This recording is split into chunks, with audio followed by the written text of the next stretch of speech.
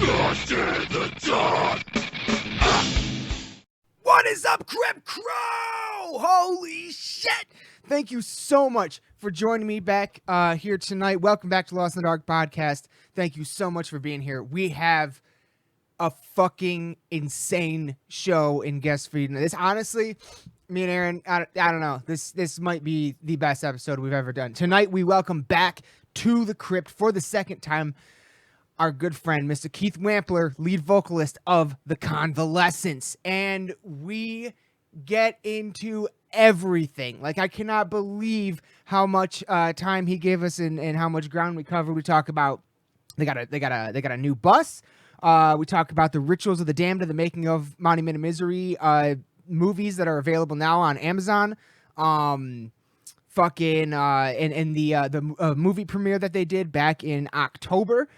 We talk a little bit about some metal stuff, all metal stuff, but the new Cannibal documentary, the new Cannibal album coming out, Alexi's passing and Children of Bodom, what's coming up next for the band Convalescence, and just so much more. We had tremendous fun. This was just seriously some of the most fun I've had all fucking pandemic. This was just an absolute fucking blast to just fucking be able to kick back and just go off about metal and awesome metal stuff. And he's got some of the best fucking stories I've ever heard. Like, it's insane. I'm definitely going to be chopping some of this up and putting clips out because it is insane, some of the stories. But I'm going to keep this short because this is a long episode. So without further ado, Keith, man, thank you so much for being back on. Everybody, I hope you enjoy episode 174 with Keith Wampler of the Convalescence. Be sure to check out all things Convalescence. Links in the description below. Enjoy! Yo, welcome back to the show, everybody. And welcome back, Keith Wampler of the Convalescence. Thank you so much for being here, buddy. Yeah, of course, man. Good to be back.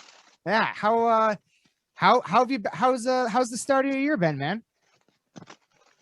Start of the year's been good. I mean, it seems like a lot of stuff's starting to pick back up a little bit, at least in the sense of everybody's back to hoping there's going to be shows at the end of the year, at least. Right. Instead of just like, well, it's your shot. So that's been a bonus for sure. It's starting to kind of get some more stuff set up. And did I see you guys? Because of course your bus is pretty famous. Did you get a new bus? We did get a new bus. Oh. Yeah. The last bus we actually abandoned on the side of the road. Oh. Somewhere between El Paso and Austin. Damn.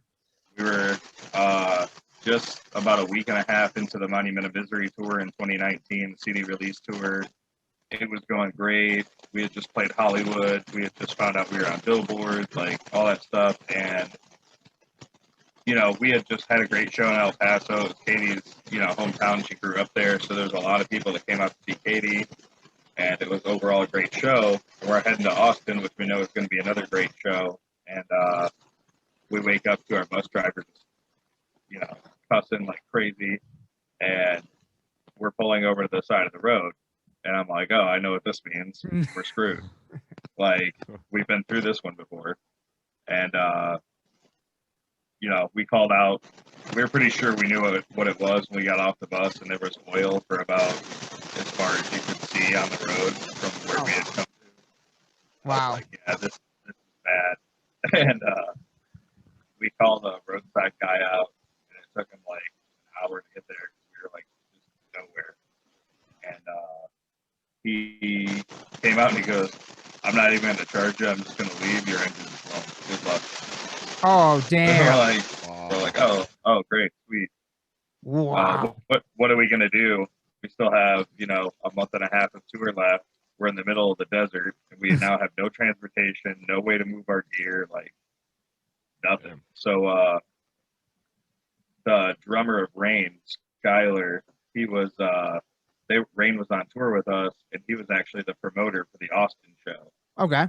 Because he works for Come and Take It Live in Austin, and he had booked the show. So I called him and I was like, "Hey man, our engine blew. Like, I don't know how we're gonna make it. If we're gonna make it, like, what's gonna happen? I don't know where the tour's gonna stand at this point. Like, we were the headliner, Like, we're not there, the whole tour's gonna fall apart, kind of thing. Right. And This was at the start of that tour, or this was like midway through? we started the tour June 29th. This was July 12th. Oh, Damn. And, Yeah. and the tour was supposed to go through August 17th. oh man. So we're like not close to the end. And, it was like right towards the beginning of the tour. And Damn. what happened was rain was actually about 20 minutes behind us at this point where we were. So they showed up where we were, pulled over on the side of the road. And they gave, we left Charles with the bus just to like kind of keep an eye on our stuff. And the rest of us rode into the next town, which is about a half hour away, that had you could rent a U-Haul there.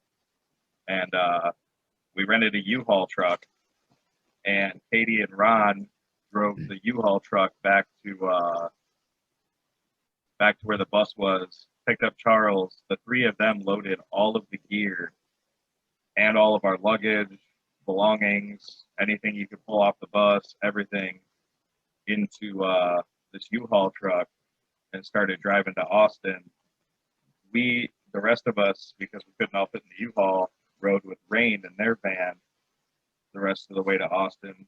And the U-Haul truck showed up just in time for us to throw our backdrop up and throw our gear behind where everybody else was. And we didn't even miss that show that night. But we did have to abandon the bus. The closest place to get it towed to was like 77 miles away. Wow. And they weren't even going to tell us on the phone whether they were actually going to take it as scrap or not. And like, they're like, well, we got to see it. Like, well, I'm not towing a school bus 77 miles. So you can make a call later, So we called the police department in that area, and we're like, so we have a bus, the engine blew, it's in your county, and we have no way to get it anywhere, but we got to leave. So like, what happens if like we just leave it here? And they were like, well, within the next 3 days, somebody will be by to tow it to a junkyard or whatever. And then if nobody claims it, it'll be labeled abandoned after 30 days.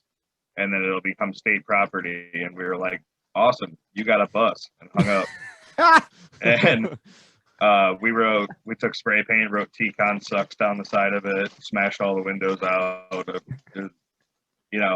We buried it basically. Yeah. And we left, there was fake blood all over the inside of it. And we left the keys hanging from the emergency hatch at the top. And we just left it. I think Ron actually set off a fire extinguisher off inside it. So it was pretty wrecked when we left it. But I mean, the engine was blown, and repairing that was more than the whole bus was worth. Right. Yeah. So those guys decided to have a little fun and let out some frustration before we had to get rid of it. That's awesome, though. Gave it a little Viking funeral. Yeah. Basically, I mean, if we would have set it on fire, we probably would have gotten in trouble. But, Yeah. yeah. That was what I was gonna ask. Is like, did you guys leave anything behind with it, or like, did you kind of? I mean, there was probably some like stickers still stuck inside it, and some flyers, and just stuff that doesn't make sense to take at the moment, or couldn't be removed quickly and easily, or whatever. I mean, obviously, we didn't get all of our personal belongings, all of our stuff out of there. It was 3 people trying to get it all in the back of a U-Haul truck and then get to Austin in time for the show. And it was a disaster completely, but it ended up working out. And did the show go good and everything? Was it a good show? Oh yeah, the Austin show was great. Hell yeah. And actually, after the Austin show, we got a hotel. Normally we would sleep in the bus, but not an option. So, and we didn't have like a van or anything yet. So we all piled in the back of the U-Haul truck with all the gear in July in Texas. Oh. And it's like pitch black in the back once they shut the door. And like, we didn't have time to like figure everything out with the gear and stuff. So the gear's like sliding around, hitting people and shit, like while we're driving, and like they're driving through Austin, like downtown Austin, U-Haul truck, and nobody knows there's like 5 people in the back getting like beat to death with gear. And we get to the hotel, and got up in the morning and stuff, and we had a car dealership that was going to sell us a van, and we, some of us went there, and some the rest of the guys, because it was starting to get kind of late. We had a festival in Houston the next day, which is about 3.5, 4 hours away from Austin. Wow. So some of those guys took the U-Haul truck and drove down to Houston to make sure our gear would be there to get put where it needed to be and make sure they could get merch set up and all that stuff. And the rest of us got left in Austin at a dealership with no transportation unless we bought something. And they had a 15-passenger van, man. It looked really good. It was a little beat up, but it looked all right. Not crazy mileage or anything. We're like, okay, yeah, it's affordable. This can work. And me and Katie took it for a test drive, like just not far, just like down the highway and then back down the highway, And it seemed okay. It seemed good. And it seemed like it was going to work out for what we needed. And we brought it back to the dealership. We finalized all the paperwork, said, yeah, we're going to buy it. We paid them the deposit and all that. And then we go to actually leave, and the thing won't shift out of park. Oh, my God. That's like, at all. And then, like, a few other things started, like, it was just literally falling apart in their parking lot. Oh, my God. Like, as we're trying to leave. And we went back in there. We're like, you guys got another van? Because, like, shit's fucked outside. And they were like, oh, well,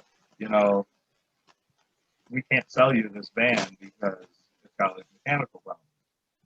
And we're like, well, yeah, we don't want to buy it because it's got all these mechanical problems. Like, and they were arguing with us about giving us our deposit back. They said it would take 5 to 7 business days. We're like, dude, we just paid you in cash. Like, you literally walked it into the other room. It's right. Like, it's over there. I'll go get it if you won't. Like, I can see it. and yeah, and they're like, well, you're gonna have to talk to the owner. I'm like, cool, where's the owner? And he was in his office, and we stormed into his office while he was meeting with somebody else. We're like, you need to give us our deposit back because your van out there just broke down in your parking lot, and like, we need another van. And he's like, well, our policy. I was like, you don't even want to know our policy. Like, give us our money back. And we got in a screaming match. Jesus. Wow. In front of all these customers and everything. And, we ended up threatening physical harm in front of a lot of customers and screaming and flipping out. So what we ended up doing was they gave us our deposit money back immediately. And then they gave us a ride to the airport where we rented a car, like car, Oh, and drove like 100 miles an hour all the way to Houston. Literally like 100 miles an hour all the way to Houston. And in this rental car. And we get there in time to park next to the U-Haul truck, jump in the back of the U-Haul truck with these little like portable mirrors, paint up real quick, and go on stage outside in the rain. Oh my God. Okay. Wow. So it's like, and none of us had slept really, and like it was just a hell of a day. And but we got there in time to play. Houston was amazing, as it always is. We drove the rental and the U-Haul up to Dallas and got another hotel. We played in Dallas. And then what we ended up doing is we bought a different van in Dallas, and we had to drive that van and the U-Haul truck to Austin, Texas. But we had to go back to Austin because if we dropped the U-Haul off in Dallas versus Austin, they were going to charge us an extra $600. So we had to drive it back to Austin, and we had to return the rental car to the Austin airport So we had 3 different vehicles traveling back to Austin. And then we had to return the rental car, take the U-Haul to Skylar from Rain's house. And he wasn't even at his house. Like, the guys had to like talk to his wife to get his extra trailer that he rented us for the rest of the tour. Oh, okay. Jeez. So pick that up in Austin with the new van. And then the new van had to meet up with the U-Haul truck, and we had to switch all the gear from the U-Haul Right. truck into the trailer and return the U-Haul truck. And then 2 of us, me and our merch guy Icer, Mhm. you know, I work online, he works online, so we were trying to do like whatever jobs we could to raise a little bit of money because we weren't going to make it to our Tennessee show. So we were going to have to drive straight from Dallas to Youngstown, Ohio. Oh, Holy God. shit.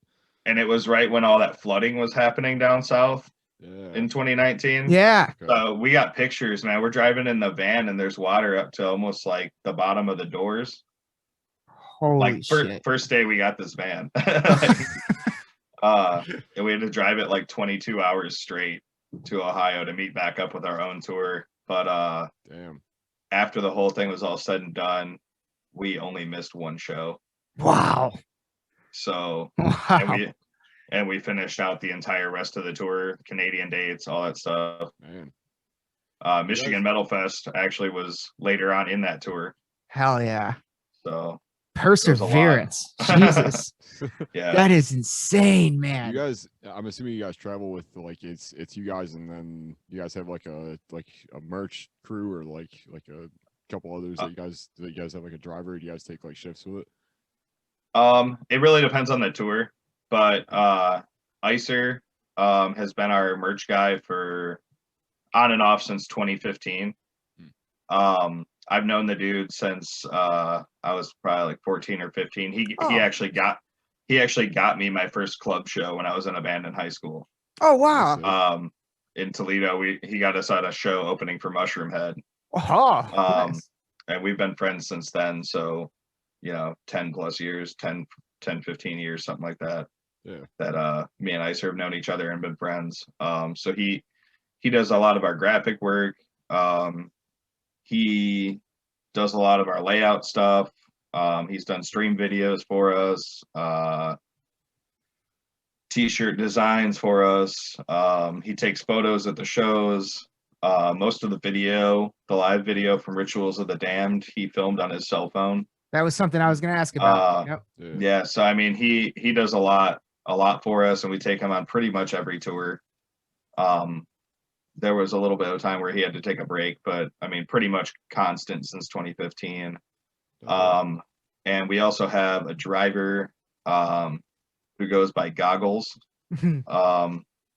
And he started with us in 2019, but he's a longtime friend of Ron, and he did great work for us as a driver on that last tour.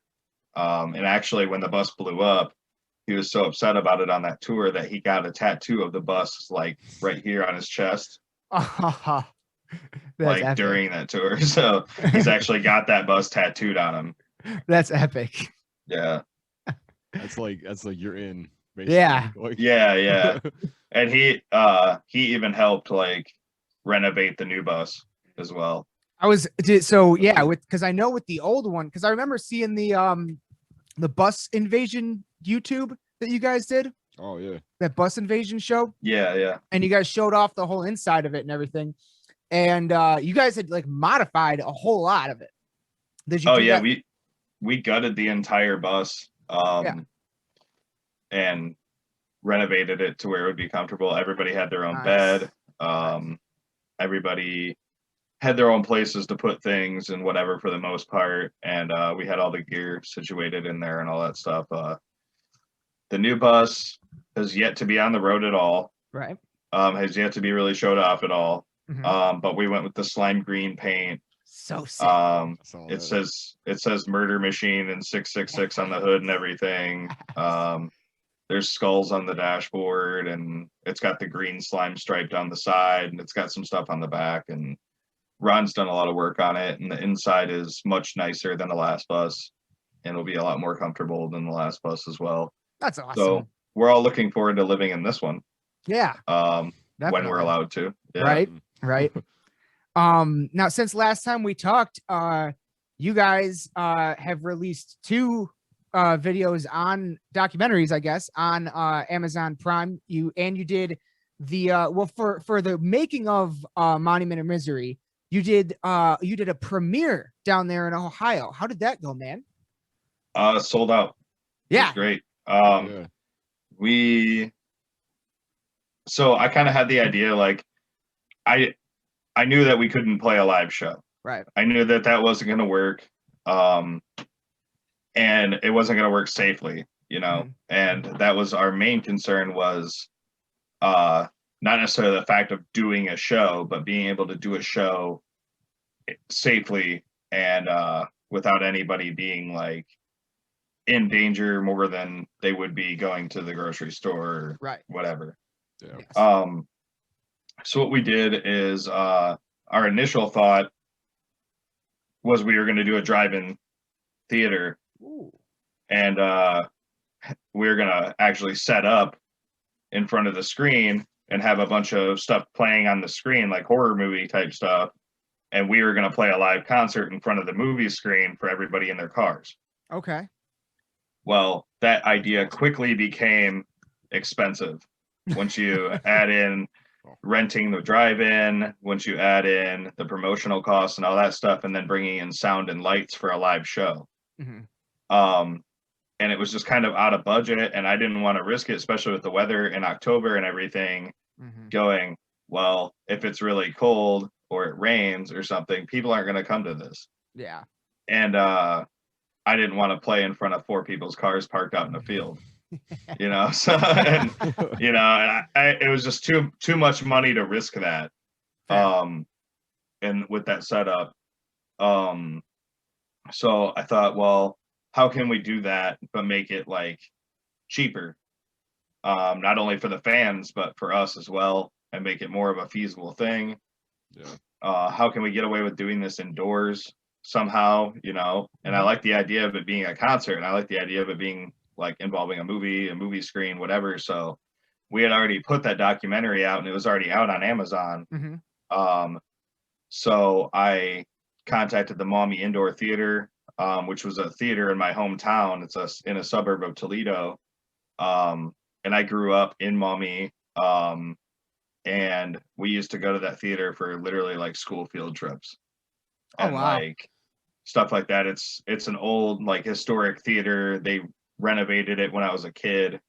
But I mean, like, I'm talking, you go in there, it's all the neon signs for the popcorn and everything. It's, you know, it's got the, like, the mural in, like, the little tiles and stuff down the wall. I mean, it's nice, like, historical movie theater, you know? Yes. And not many like that, no. You know, yeah, not really. You don't see a lot of them. And like this looks like exactly like it would have in like the 50s. Yeah. And I mean, even down to like they have the little glass box ticket booth. Oh, and awesome. Like, and all, you know, the big marquee with all the individual like light bulbs and everything. Like, it was, you know, really a cool spot when I was a kid. And I was like, how cool would it be if we could show our stuff here? Yeah. And I contacted them, man, and they were excited about the idea, which I was surprised with. And they were, you know, super supportive and worked super well with us on the whole thing, to the point where, you know, the rental was really affordable, and they included like their whole staff and their whole thing. And we determined that to be able to safely seat everybody apart from each other, we would have to severely reduce the capacity of the theater. I think it's somewhere around like 400 or 500 people is the capacity of the actual theater. If you like filled every single seat kind of thing. And we cut the capacity of our event down to 130. That way, no matter where anybody was seated, nobody would be seated in front of you, nobody would be seated behind you, and you would sit with your group that you came with, and you would either have an aisleway or 3 empty seats on either side of your group before the next group of people. Hell yeah. All right. So not only did it make it cool to watch the thing in the theater because there's nobody behind you or in front of you, Yeah. no matter where you are in the theater. But it also, it kept people away from each other enough, and we had them doing full movie concessions for it. We required masks for the whole thing. You could take them off to like eat popcorn and drink and stuff once you got seated in the theater. And we even had ushers, like when people came in, we're like, all right, this is your group. You're going to go get seated over here, and walk you down to your seats and be like, this is where you sit. Oh, nice. That way it wasn't like just a free for all. And we hoped people like Figured it out. Yeah. Yeah. I was like, we're going to take that whole element out of there. Yeah. And just, this is, where you're going to be. And then at the entrance to the theater, we set up our full like tour merch setup. Yeah. And we had like a bunch of merch. Like we had like huge movie posters that we all signed that we were selling up there. We had like the drawstring bags and stuff that had all the info from that night on it. We debuted a bunch of other like new merch that night. And yeah, we had a huge merch setup for people to stop in and pick up some Convalescence merch while they went to the thing. And we started it off. We did like we played the entire Monument of Misery album, the audio, to like a slideshow of pictures. Okay. That's sick. Anything from live pictures to like, fucking around off stage, goofy stuff that we had like on our own phones, whatever. And we just let that play like as a preview almost. And then there'd be a slide every once in a while that would let people know that merch was available in the lobby and that concessions were available in the lobby. And we made it like special for that, like an actual movie preview. Right. But it was still death metal, Yeah. And, we played the Making of Monument of Misery in full, which was really cool to see on a huge movie screen and like surround sound.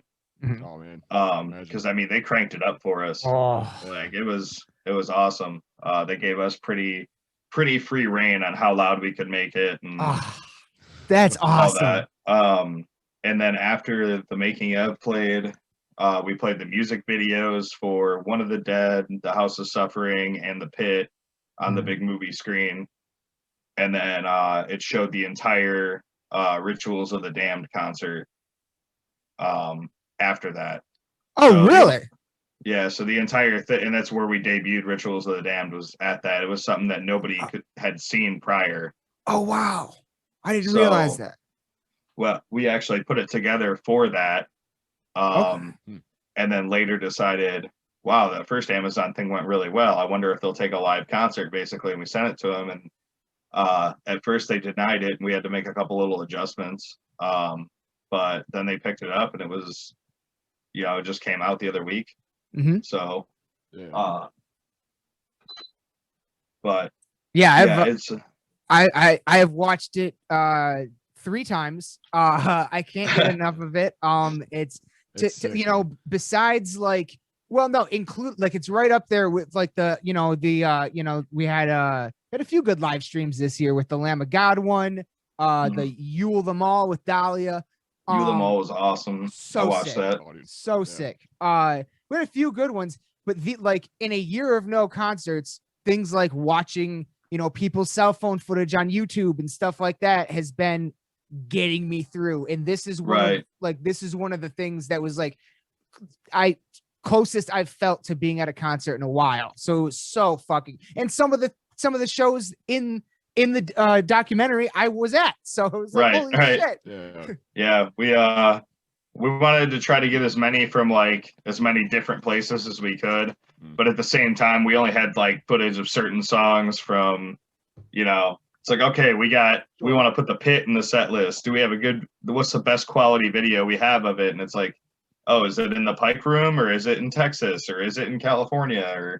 And we had to kind of narrow them down to make the set. And then I thought it would be cool to add like a little bit of an extra touch to it and have all the band members. I mean, everybody did it remotely, as you could tell, I'm sure, but we've only been able to get together as a full band twice in all of 2020. Wow. We got home from Europe in December 2019. Everybody went home. We took the holidays off, and the four of us that live up here, me, Zach, Toby, and Charles, started getting together once a week at Zach's house to practice, and actually have like real rehearsals. And we started, getting a set for the year together, started working on the new record, and we had so many shows piled up for 2020. Like, I'm talking, we were about to leave at the end of March and still probably wouldn't be back. Yeah. Like all over the world shows. Like, we were planning like a solid 7 to 10 months of touring. Wow. Also all on the Monument of Misery cycle. Right. And because that came out 2019, correct? yeah, like middle of 2019. So we got like a couple months of touring in on it, and then everything stopped. Yeah. So that's so I mean, first of all, kind of going back to the showing at the theater and stuff, like how sick was it to have it in a spot where like you grew up at, and like, because there's a theater that's in town here, kind of where I live and stuff. It's kind of the same setup, but it's a little less. Oh yeah. And like, I guess, like, I don't know, just kind of having that kind of venue and stuff. Like, was it always something that you were like, was it? I never thought we would do a movie premiere, to be real. Like, sure, yeah. It was kind of like literally the idea came about, I think like October 1st or October 2nd, and we ended up doing the screening October 30th. Yeah. So it was like really Holy fast. Shit. Cool. When I booked the theater, we didn't even have Rituals of the Damned put together. Wow. We were just like, there's going to be a full concert. And then we're like, all right, we got to make a full concert. Like, and it was just like one of those ideas that grew so fast. And then everything like was on kind of a time crunch to be able to advertise it and to be able to do everything. And since we put Making a Monument of Misery and Rituals of the Damned together ourselves. Wow. Like that's awesome. Toby flattened out like all the sound for it so that it would be not like, okay, well, this clip is turned to 11 and this clip is almost like you can't hear anything. Right. It's at least all relatively the same volume, as close as we could get. Me and Icer sat at Icer's house for hours upon hours upon hours, putting all that footage together, me and him, out of footage that we had. That's sick. So that's like all that we put out. That's footage nobody else has. That was all taken by our band, by our crew, and that kind of thing. So we did what we could. As far, obviously I would love to have it be like a high quality, badass, like pro shot, like awesome concert. But to be real, I mean, flying people in from Texas, getting a venue, getting everybody together, getting somebody to record it, mix it and master it, like all that stuff, it just adds up so quick that with how much we lost on plane tickets we had already bought, merch we had already ordered, and just all that stuff this year, like we're like, well, we can't lose any money. But we have to do something. Like, I didn't want to go a whole year and not be able to do anything with our fans or that involved our fans in like a real level, but we had to do it in a way that made sense with the current way things were going on at the time and still are. But I mean, we even went as far as we were selling masks at the show. Like, with our logo across them and stuff. Yeah. And just making sure that nobody was in there without one, making sure that everybody relatively stayed in their seats unless they like had to get up for something. Even though it was cold, we did have people lined up outside because we didn't want everybody piled into the lobby. As far as Aaron's question about it being like a theater in my hometown like that, man, that meant a lot to me. Because it was like, growing up, there's, especially in like a little suburb town, you know what I mean? There's a lot of people that are like, man, you're never going to make it. You're never going to do anything. Everybody has those people. Yep. And when you grow up in a town like that, there's a lot of those people. So to be able to go, and this is right in the middle of like Uptown Mommy. This is like the downtown of the city. Yeah. Like literally it's across the street from the police station. Wow. Okay. And I come pulling up because, you know, we got to set up the merch and we got to go in the theater and stuff. And we come rolling up and there's a line of metalheads wrapped around the building, all wearing Convalescence stuff in the middle of Uptown Mommy. And I'm just, and I you look at the marquee and it just says Convalescence sold out. And I'm just like, this is so cool, man. Like, That's incredible. Yeah. it was so cool. It was like, oh man, look, we won. Yeah. Almost, you know, it was a win for metal that day, in my opinion. That must, in having been so long without having played a show or anything, just to see all your fans out there just must have been like the charge that you got from that. Must have been it sick. was awesome. What we did is we actually had all the band members fully dress up, paint, stage clothes, everything. Yeah. We had masks on over our paint and stuff, but we had like specific like stage clothes made for that night. They were all long sleeve, like black button ups with our logo on the chest and like the big emblem, Legacy and Blood emblem on the back. And it was and we sat down in the theater, like in the back of the theater, and we sat there and watched it with everybody. Yeah. And all that kind of stuff. So it was really cool. I'm glad that so many people actually did come out. Yeah, the fact you guys sold it out during everything was pretty incredible. Yeah. I mean, it came close. I think we sold it out like 2 days before it actually happened. We sold the last like couple tickets.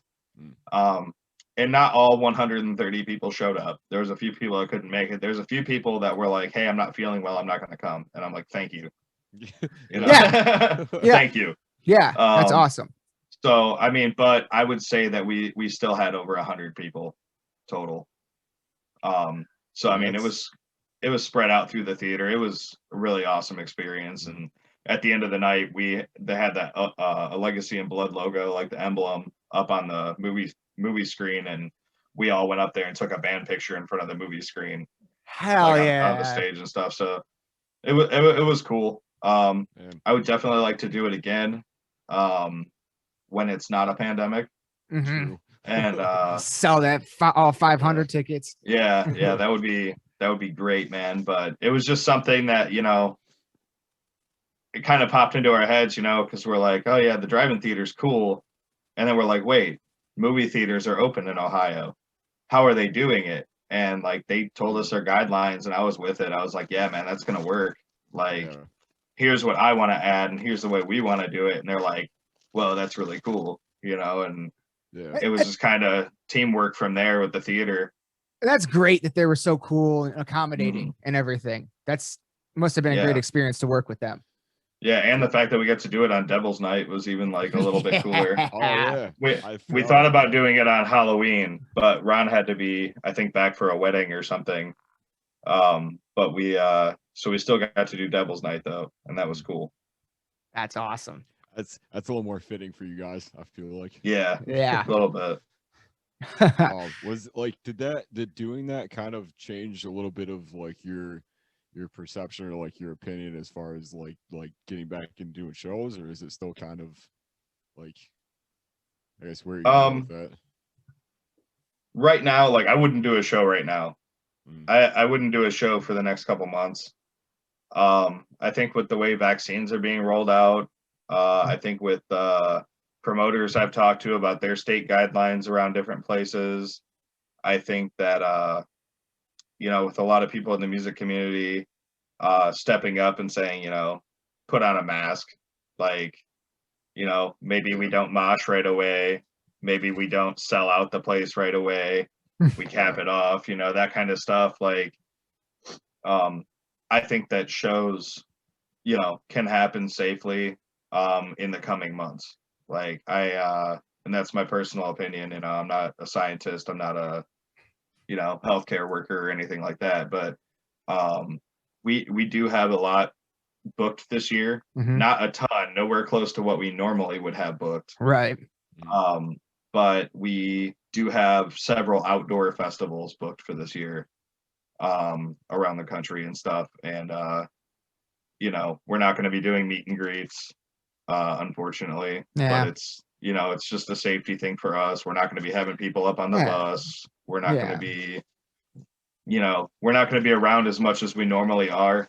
Right. Because you guys are normally out and about the whole show. Yeah. We talk to everybody. Yeah. You know, we're very appreciative of all of our fans that come out and everybody that supports this band and what we do. But, you know, if one of us gets sick on the tour, the tour's over. Yeah. Exactly. Yeah. We all have to quarantine. We can't go be around another crowd of people. We can't go perform at another venue or business, you know. So we have to kind of keep to ourselves. You know, and obviously we're gonna stick to what's going on, you know. We're gonna be, if we're not on our bus around each other that we're around every day, we're all gonna have masks on, you know. If Icer is working on developing a touchless merch setup. So you can pretty much come up and put in your merch order and you get handed a bag. And fuck, that's awesome. So think about that. That's brilliant. So we're doing a lot of things and we're trying to make it so that we can get out there sooner rather than later, that we can bring live music back, but we can do it in a way that is not gonna put our band, our crew, and our fans and the venue staff and everybody that goes into it in harm's way. Yeah. Safest way possible. Absolutely. And that's awesome. Yeah. I feel like it's kind of like we're kind of at the stage now where we're just kind of trying stuff. Like, like a lot of places are... nobody's had to do this before. Nope. True. You know, concerts have never just like stopped. Nope. You know, so ever. You know, we're doing more like podcast stuff like this, more interviews like this. We're doing a lot more like stuff for like magazine interviews and stuff. We've been trying to do more on like the video end of things, so we can kind of keep that visual element that's very important with our band. Yes. We've been trying to release like cool merch that maybe people wouldn't have thought of and stuff, and we do have some cool stuff coming out that I can't quite talk about yet, but it'll be really, really cool when it does. We have a new video dropping tomorrow. Well, for the record, by the time this comes out, that video will already be out. So everybody knows. But hell yeah! So a new single, or is it off from Monument of Misery? It's from Monument of Misery. Okay. It's for A Legacy in Blood. Oh yes. Fuck yeah. But I won't. I'm gonna send you the video so you guys can react to it and do your thing with it. Yeah. So I won't give you any spoilers on how it's set up, but we have never done anything like this before. Oh hell yeah! And that's exciting. Yeah, it's just cool. I'll just wait and let you see it. I'm excited. I was gonna say, because I think the last time you were on it was for One of the Dead. Because you were talking about the casket that was in it and stuff, and like seeing how that all kind of came together was super sick. Yeah, I love that video. Yeah, I still got the casket. Hell yeah! You guys plan on using that as like a stage prop or anything, or is it like? It's heavy. It's a real casket, so it's like it's not light. It has been on tours with us, but we've yet to use it on stage. Just because it's tough to move, and if you were going to put somebody in it, especially somebody like me, I mean, I'm not a light person either, so our crew is going to be working harder than we pay them to carry my ass out there. So we're still working on that. But yeah, we've been tossing different ideas around with it. I'm sure you'll see it in more music videos and stuff in the future. I mean, how do you have a casket with your logo on it and not use it?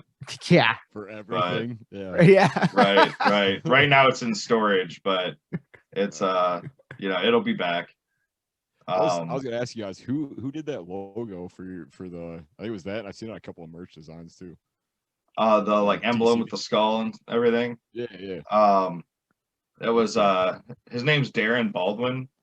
I met him in like the Slam Worldwide community group or whatever. Oh yeah. And he was just posting some stuff. We had been looking for an emblem or trying to think of an emblem for literally a solid like 4 or 5 years. Yeah. And I mean, we're, you know, as you can probably tell with our artwork, we're very particular and picky about the way we're presented and the way our artwork is. And we hold ourselves to a very high standard with that. Our fans, I feel like, expect a certain level of artwork from us. Yeah, I guess And, that's fair to say, I think. You know, just like, you know, if you had an Iron Maiden album and Eddie wasn't on it, you'd be like, what? Boom. You know, Yeah. Boom. Megadeth without, you know, Children of just Bodom Ed- without the Reaper. right. You can't have it. Yeah. So Yeah. that's kind of where we're at. And I mean, we don't have that specific like thing, but we have, you know, it's got to be brutal to a certain extent. And it's got to be, you know, colorful and detailed and be this like cool picture. Like, Yes. and I think people expect that out of us. And I don't, you know, we're not really in the, you know, we don't like to disappoint. So we always like to try to step it up every time we come back out. So Did the same artist that did This Is Hell work on Monument of Misery, or is that two different people? yes, that was Koki Greenway. Phenomenal. Yeah. Phenomenal. And you guys will find out in April. I have him working on something again. Woo! Okay. Hell yeah. That was my next question. Is do you guys have any like artwork or anything? Like, is there a title for it or? For the new record, we're still in the pre-production phases. I actually, I had talked to Burton, and I wasn't sure if I was going to be able to do this tonight because I actually went this morning and recorded 3 more songs. But it's still in the pre-production phases. We have 11 songs for the new record, so it's a full length again. We have tossed around some titles, but haven't decided on one. Koki's working on something cool for us, but it is not for the new album. Okay. The new album will not be out in April. This is for something unrelated. Yeah, if it's in pre-production now, that'd be insane. Yeah. Not that we couldn't record it by then. No, one problem we're having. One problem we're having is we can't go to Canada.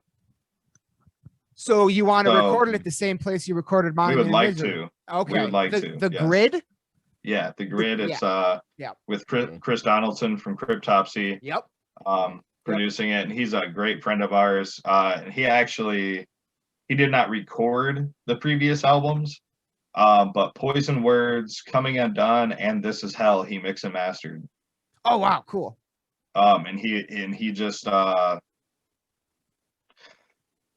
like the first 2 EPs that nobody really knows much about. They've been out of print for a long time. They never got digital distribution. We were never on like a real label for those. And we just kind of put them out hard copy and we sold them. And when they were gone, they were gone.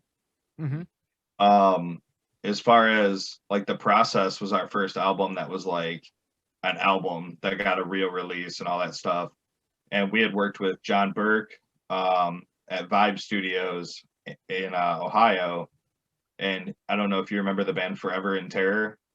Not familiar. They were on Metal Blade. They were like a metalcore band. But our label owner now, Chris Bianchi, was actually their singer, and John was their guitarist. And I used to listen to them literally like walking to school when I was a kid. Oh wow! So when they were like, "Oh, you want to go record with Johnny?" You know, I was like, "Yeah, obviously."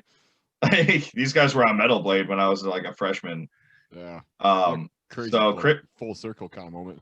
Right. So Chris was like, yeah, we're going to go to Johnny, you know, and we went out there and we recorded the Process and he mixed and mastered it and it was good and it sounded way better than anything we had done up to that point. But then for Poison Words, during the Process tour cycle, we toured with Cryptopsy and that's how I met Matt Magaki and how I met Christian and all them. And they were just really, really cool dudes to us. Like we were like a very beginner band. That was our second big tour we ever did. At the end of 2014, we got put on a bill with, it was a full US tour. It was us, Those Who Fear, Upon This Dawning, Rings of Saturn, His Blood Runs Black. It was actually His Blood Runs Black's last tour. Wow. Which we didn't know that at the time. It was their album release tour, but it ended up being their last tour. Right. They were But sick that for a minute. that was our first like, oh, we're touring with like real bands, like Yeah. experience. We're the little band here by like miles. And we learned the hard way on a lot of stuff, on those early tours. But then the following year, we got the offer to go out with Cryptopsy, Disgorge, Arima, and Surreption. And it was Surreption's first tour in the U.S. ever. And they're insane. Amazing, dude. That song, what is it? March of the Tyrants or something? That breakdown at the end live. Oh my God, my head exploded every day, I swear. Yeah. But we did 3 weeks of dates with them. And the Cryptopsy guys were just so like nice to us, like helped us along, like kind of helped us like figure out better ways to do some of the stuff we were doing and stuff. And just talking with them backstage and everything, yeah, it made us better musicians, man, because we were around some of the best in the world. That's you hear Flo's like sound check for drums, and it sounds like just machine guns firing on the kicks, and it just didn't stop. And it's like, wow, our drummer can't do that. Like, why are we on this tour? And but they were really cool to us. And Christian was like, hey man, I mix and master, I have a studio, like you guys should come to me in Canada. And at the time we couldn't get into Canada because the lineup we had at the time, like some of the members had criminal records that kept them out of Canada. And so we couldn't go up there. So what we decided to do, so what we decided to do for Poison Words was we would go back to John Burke and record the whole thing at Vibe in Ohio, and then we would have him send it to Christian to mix and master. Okay. And it sounded so much better than the process. Not only did Johnny get better in his recording process, but then to have Donaldson mix and master it was like just a way different ear on it. Even like it was a more of a like death metal-y ear for for what we were doing, whereas Johnny listens to like not as much metal anymore kind Fair of enough. thing. Yeah. And he was recording like a lot of rappers and stuff at the time. Okay.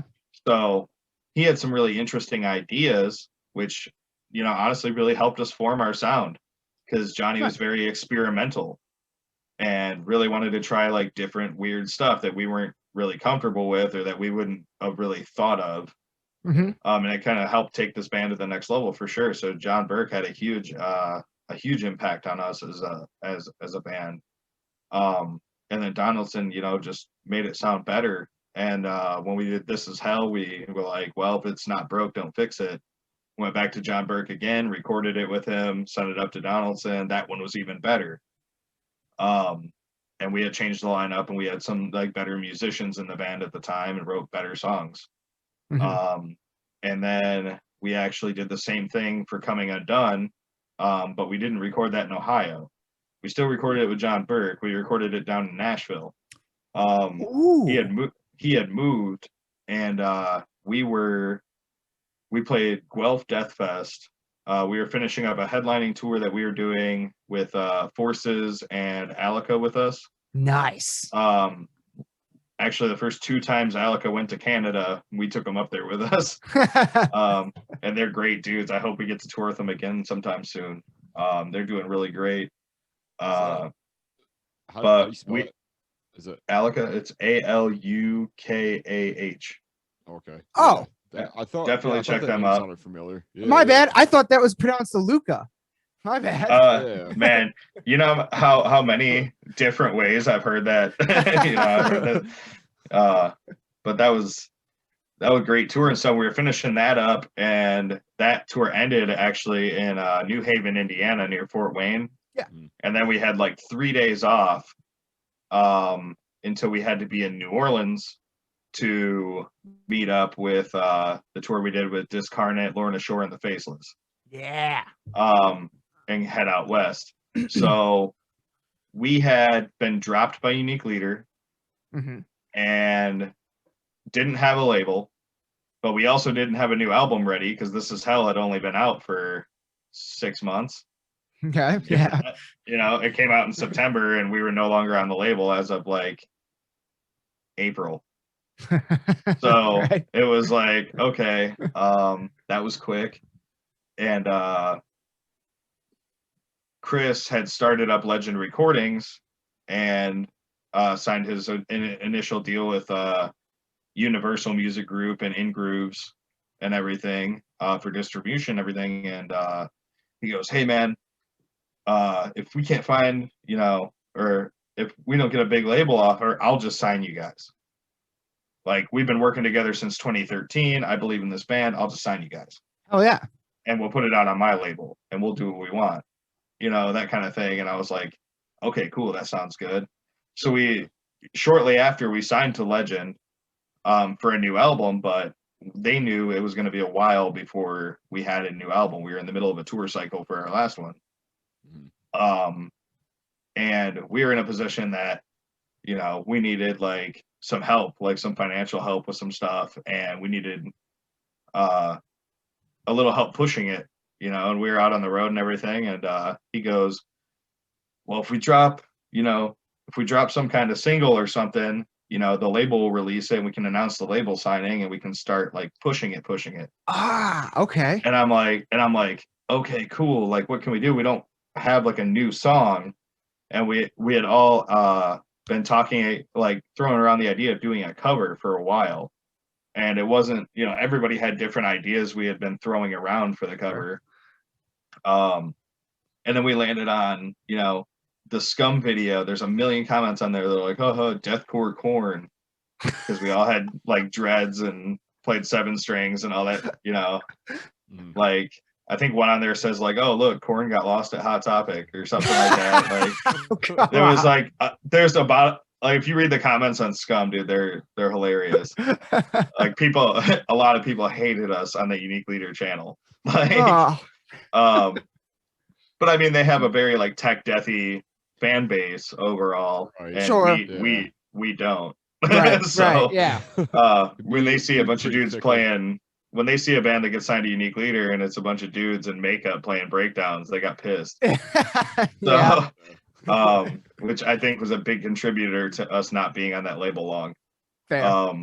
But it just, I mean, I got no beef with the Unique Leader at all. It just wasn't a good fit. Right. For either of us. So, Right. because anything we put out was immediately met with a bunch of hate Right. from like the elitist like community of that. Yeah. And that is kind of the one thing that I've always seen from like they're like, I don't know, anytime it's like a pretty specific style and stuff, and like anything else is like what is this? Right. Like kind of too different or too, you know, too much this or too much Yeah. that. It's is this is one of those scenarios where like if you sound like exactly what they want to hear, somebody else already did it and you suck because you ripped them off. And if you don't sound exactly like that, then you suck because you didn't exactly do that. The elitist metalhead. So if you came out after like 1995, you suck. Yeah. You know, as far as that goes. Yeah. So like, you know, I always hate when we get posted, you know, along in like those super death metal groups or like the super elitist like slam pages and stuff will share some of our stuff because, you know, I kind of like it because I get to sit there and read all the mean comments and laugh. But like at the same time, like I don't feel like it does anything for us. You know what I mean? Yeah. So we were like, let's do a Korn song. You know, let's record a Korn song, but make it like brutal. It is. And I do like that. we're like, well, what's one of the heaviest Korn songs? Yeah. And I was like, dude, when I was a kid and I heard Coming Undone, that I was like, oh yeah, I just want to break everything. Like, yeah, let's do that one. Let's do that one. And we called Johnny up and we're like, hey, dude, do you have a studio in Tennessee? And he's like, not really, but I could rent a studio. We're like, okay, you want to record this Korn cover for us? And he's like, yeah. So we went down and actually on our way from Indiana to New Orleans to meet up in between tours, we stopped in those off days and recorded that song. Wow. in like a rental studio, and then shopped it up to Donaldson, and he did his miracle work with it and whatever. And the label, their first move was to put that out with a giant billboard of our blood splattered logo in the middle of Times Square. Wow. Was how we like debuted that song. Holy shit. And when I saw those pictures, I was like, whoa. Yeah. It was like a 100-foot billboard of just like the bloody logo in the middle of Times Square with people everywhere. Did you ever watch like I mean, I'm sure probably, but like, did you ever watch like TRL or any of that stuff, like when it was on?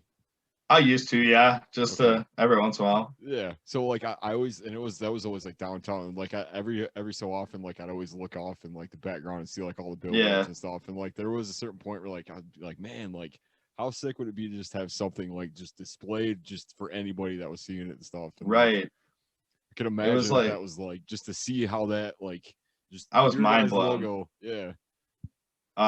It was like the sideways one was just like the white logo with the gray metal like scratched up background, and it had all the blood splatter all over the logo that we used for the Coming Undone cover. It was that. And then the billboard above it that went like up and down said like the Convalescence, Coming Undone, out now on Legend Recordings, like down this huge thing. Wow. And we got pictures of it, and one day I'll get them framed because that's just cool. But that's awesome. No, that's how they debuted the song. And then it got around to Liquid Metal on Sirius XM. Okay. And they started playing it on the like corridor of covers thing that they do. Yeah. And they started playing that, and then people started calling in and requesting it, and they've been playing that song almost every single day since it came out till now. So we didn't expect that either. Dude, because we didn't even send it to them.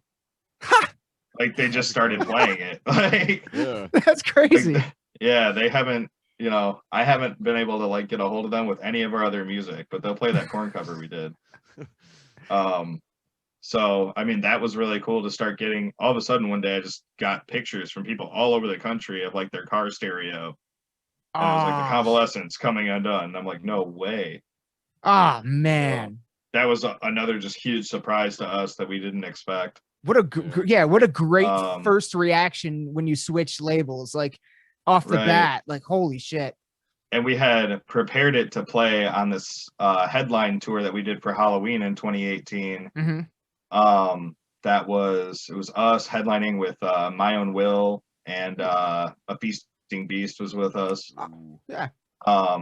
And we did like just down to Florida and like back up the East Coast. We played with Bury Your Dead at Harpo's on that tour. Oh yes. The Detroit Metal Festival or whatever. Yes, I think I was there actually. I might have been there. Yeah. Might have been there. And then we ended up the last date of that tour was in our hometown in Toledo. It was a small club. And we got rid of every single ticket, and it was sold out a week in advance for our Halloween night. And it was so cool to post, you know, sold out hometown show. And that was our last show of the year that year. So it was like a big party. A bunch of people came out in costumes, you know, throwing blood everywhere inside this little dive bar. And like, it was super wild, man. But it was great. Like some of the bands dressed up. At the time, My Own Will didn't have a bass player. It was just like, it was on like a track. Oh, okay. And it was just the twins and Dave. Yeah. And they jumped up there, and for Halloween, we gave Icer a bass, and they let Icer stay up there the whole set and act like he was playing bass, and he was headbanging, like jumping around with My Own Will, and he wasn't even plugged in. Like he wasn't playing anything. And people were like complimenting him, like, dude, you're so sick at bass. I had no idea you could play. And we all just thought that was hilarious. That must have been so cool for him though. Holy shit. Yeah, he came off stage. He was all winded. He goes, I don't know how you guys do this every night.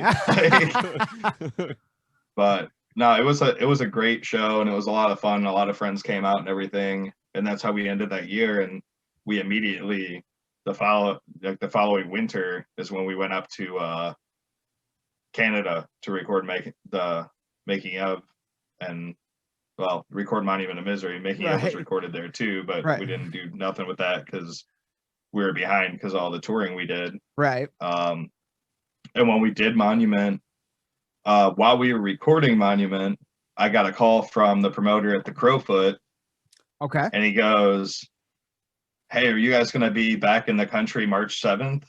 And I'm like, "Well, we're scheduled to be here till March 9th. Like, we're not going to be back, I don't think, unless we finish our album miraculously, like several days early." Right. And he goes, "Well, if you guys want the slot, I'll put you guys on opening for In Flames and All That Remains.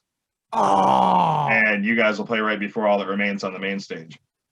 And I'm like, shit. I'm like, sick, we'll be back. And like everybody was like, yeah, we're doing it, you know, and we were hopeful that we would have the album done because it wasn't like we could just go back to Montreal and like finish it up. Right. Like that's really far and in another country. Yeah. So Yeah. we agreed to the show and we're like, man, I hope we're gonna make it back. And we ended up recording, and like Charles knocked out all 10 drum tracks in 2 days. And then all the guitars for the whole album, both guitars were done in like 3 or 4 days. My God. And the keyboards took, I think, like somewhere between like 3 and 5 hours to do the whole album. Holy shit, man. And Yeah. because what we did with the keyboards was she wrote all the MIDI out and picked her samples out as they got the guitars done. So when it was time to do keyboards, everything was already there, and it was like USB drive over, keyboards are done. And that's And all we had to do was adjust things and like pick samples and plug it in there. Wow. Yeah. That's why there's not a ton of keyboard footage in the making of. Fair enough. okay. Katie was there the whole time, but there wasn't much actual keyboard playing. Yeah. Right. It's everything she plays live, and she doesn't use samples live. She plays everything. Yeah. The only things that sampled are like some of the intros that we use, but everything you hear during a song, she's manually playing. That's really insane. cool. That's amazing. That's the best. It's the way and to do it. then- It's kind of something you don't really hear a lot. Like, did you guys kind of go into like as far as like the recording of the next one? Like, is there more of that kind of implemented into it, or is it kind of? Like... We've streamlined a lot of stuff as far as the way we're doing pre-production. Okay. Nice. And actually, this new album will be the first time we've ever had the exact same lineup on 2 albums. That's what I want. I was curious if there were any lineup changes coming. No. Hell yeah. Nice. Nope. Awesome. We got the same people. Great. I mean, this is a great lineup. Yeah. This is the best lineup we've ever had. Killer. Monsters. And other than Toby, everybody was with us for This Is Hell and Coming Undone as well. Yeah, Toby was actually with us for Coming Undone too. Right. I was gonna say, I feel like it's been 2 albums since there's been a lineup change, but you added someone. That's right. Yeah. Well, Brandon Davis was our guitarist on This Is Hell. Right. And he quit at the end of 2017. We got Toby. Right. But yeah, like awesome. But it's been intact. This is the first time there's been 2 like full albums back to back that have had the same people. Yeah. Does that make a big difference for you personally? Absolutely. Hell yeah. I mean, in a way, it's cool because like when you bring in somebody new, they've got their own ideas. Yeah. And it's like outside of the box from what the band is used to doing. Mm-hmm. Yeah. But at the same time, sometimes the band's like, well, this is how we do things here. Right. Like, Right. And the other guy's like, why? Right. You know, like, so, and it always changes the sound when you add somebody new. Yeah. This album so far, I don't want to say it's just like Monument by any means. Of course. But it's definitely in that same direction. I think it's just a little bit more evolved. Hell yeah.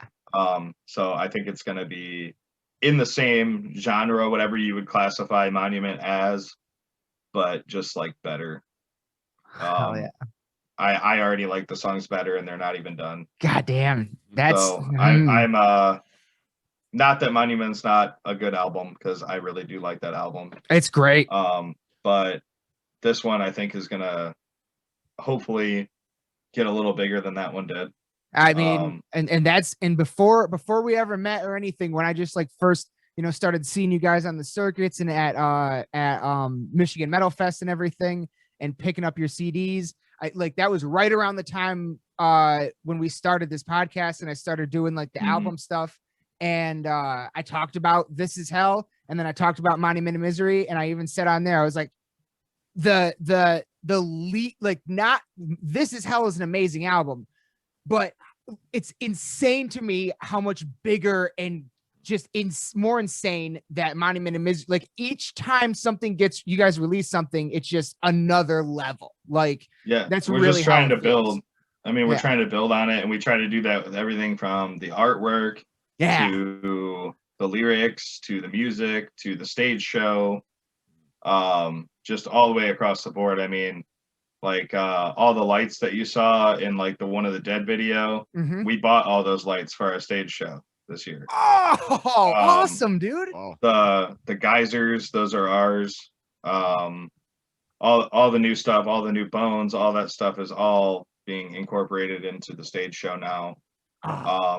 And for the shows that we do in 2021, this is May 14th is our 10-year anniversary as a band from our first show.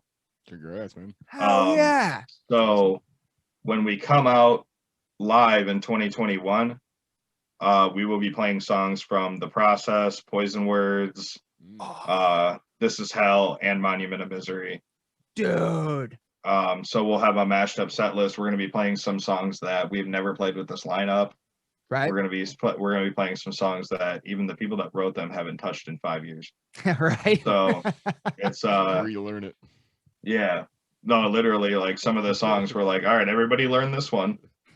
You know, like, and I'm excited to get out there, and, you know, some of these songs we've had fans asking us to play for years, and we're like, oh no, sorry, you know, we're not gonna play that one or whatever. And so we'll be busting out some of the old classics as well as some of the newer material, and we're planning to come out and play an hour set. Awesome. Which is longer than what we've ever done. Really? Yeah, we've maxed out at around 45 minutes or so, 45, 50 minutes. And that's, you know, with talking, with everything. Yeah, I mean, yeah. We're gonna be coming out this time with like somewhere between like a 13 and 16 song set. Wow. Oh God. Fuck yeah, dude. So come on. We're getting a little bit better. We're getting better at like spraying blood, and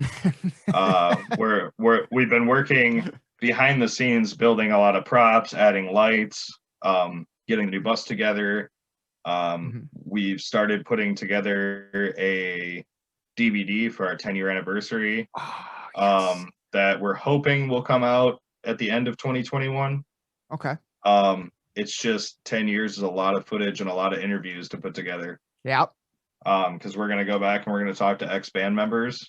Awesome. We're gonna talk to promoters that have booked us in the past.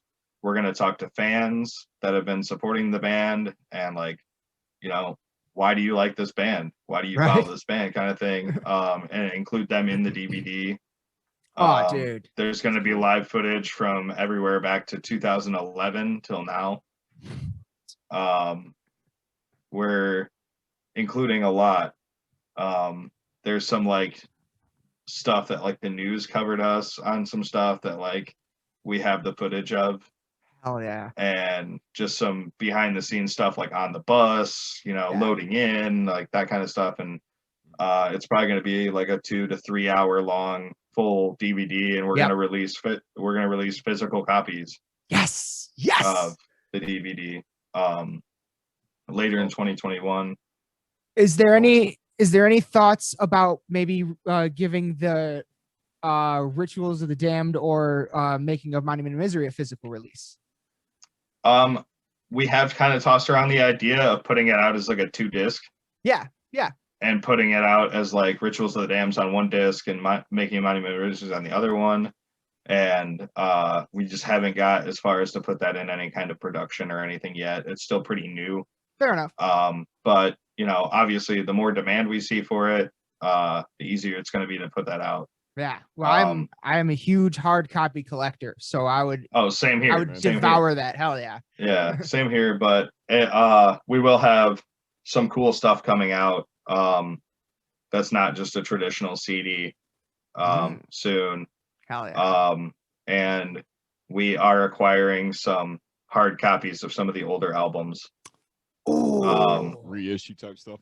No, actually, Ferocious Records, we spoke with them, and they're going to be sending us the remaining copies of the process that they have from the original release. Dude. Hell yeah.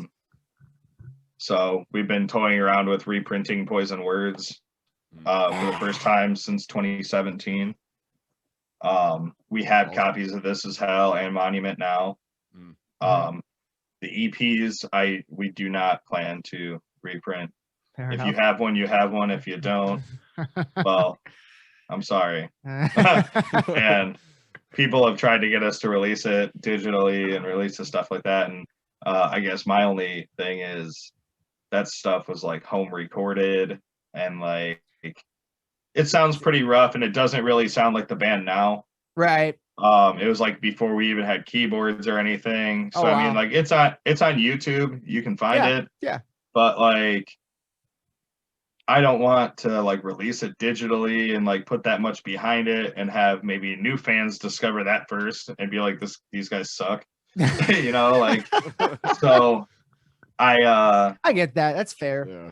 You know, it's just like I feel like a lot of bigger bands that have been around for a long time don't necessarily go put out their original like stuff. Like if somebody has it and it gets uploaded to something later, it's like, oh yeah, cool. Yeah. But it's like a novelty thing then.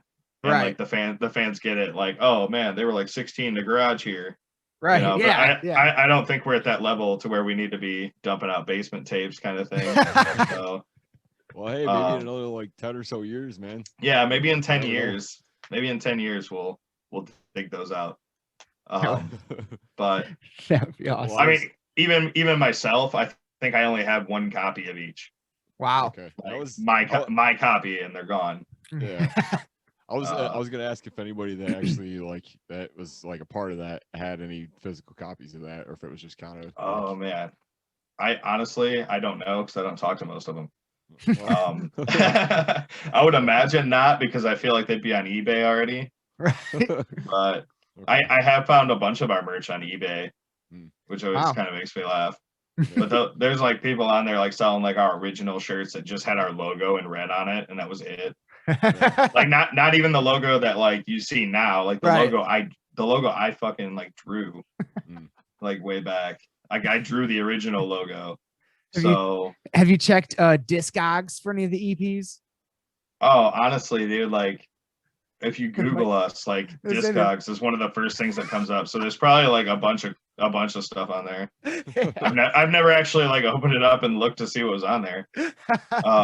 I know there's a bunch of like fraud websites like Redbubble and stuff like that are selling Convalescence merch. Yeah, like a bunch. Wait, they're a fraud website? They don't have our permission at all. Really? We saw that stuff when our fans were already buying it. What the fuck? Holy shit, that's fucked up. Yeah. So there's several websites selling like some designs I've never even seen. Selling stuff with our logo on it, like all that kind of stuff. Wow. That is fucked up. So does that in some ways mean that you've made it? I hope so, but I mean, if they make some money off of us, they did better than we did. The way I look at it. But no, I mean, we've had the only sites that are like official to us right now. Like if you find it on like Amazon or something, that's us.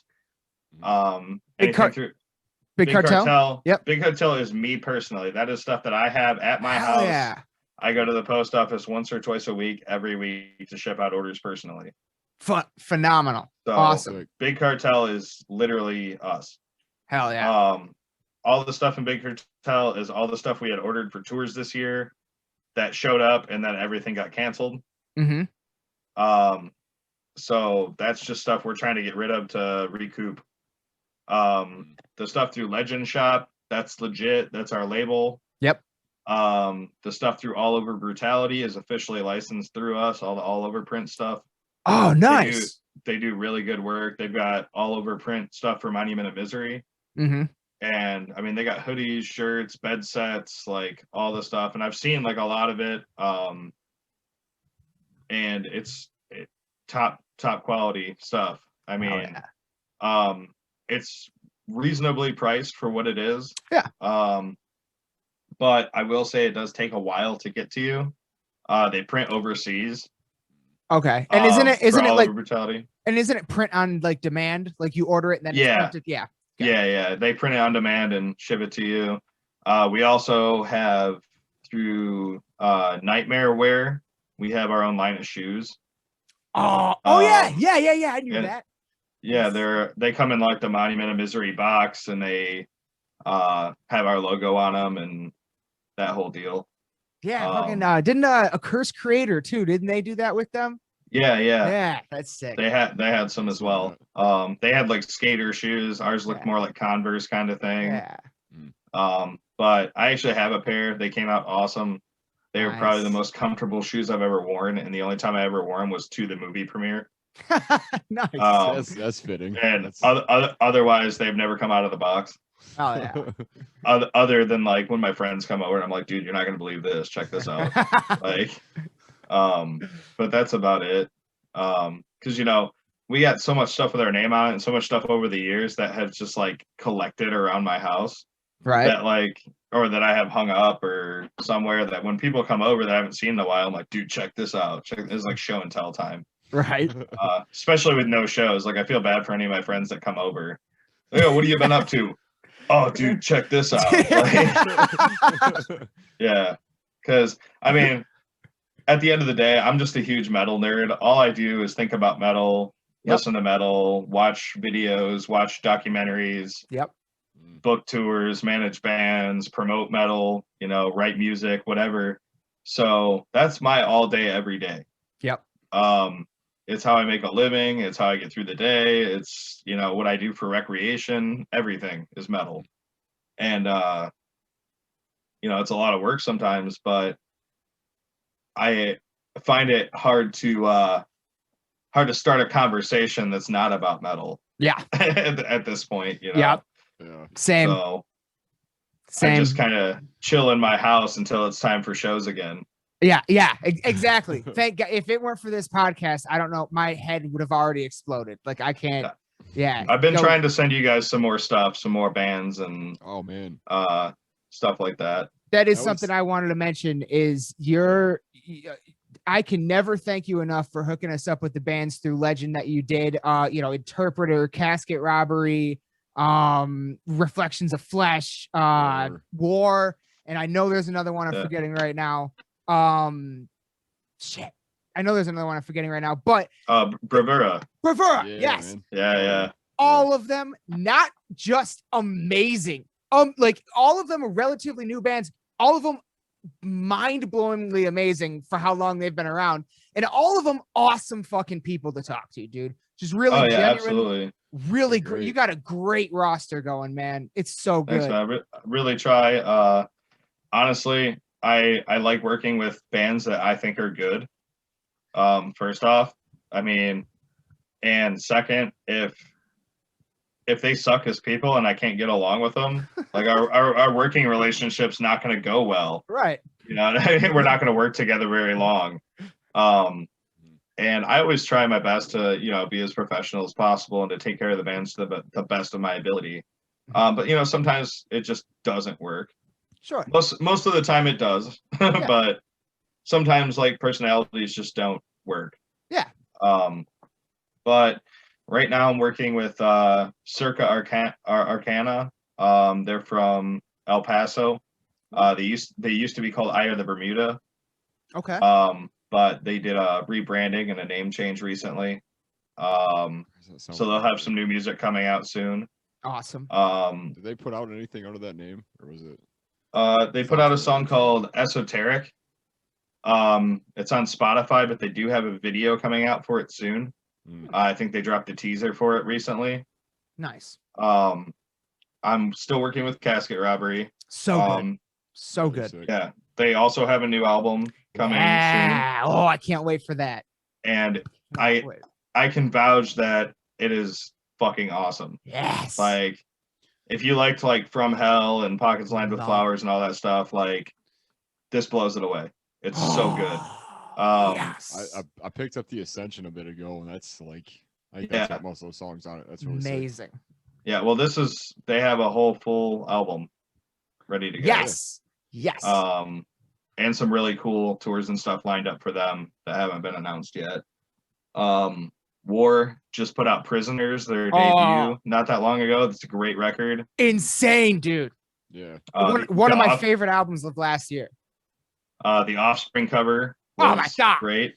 Come on. Yeah. When we had him on, that was like one of the first things that we talked about. Yeah. Was like, because that cover is like, because I mean everybody's heard that song, but just to hear it in like just with a little more like balls to it. Yeah, Pretty sick. absolutely. I've been working with Reflection of Flesh as well still.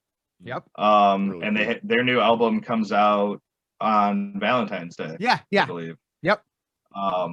And they just put out a lyric video for Parasitic, and they put out the making of Vomit Factory, hmm and stuff like that. And they're going to be pushing that record coming up. Bravura actually broke up, We did hear about that. We're very yeah. sad about that.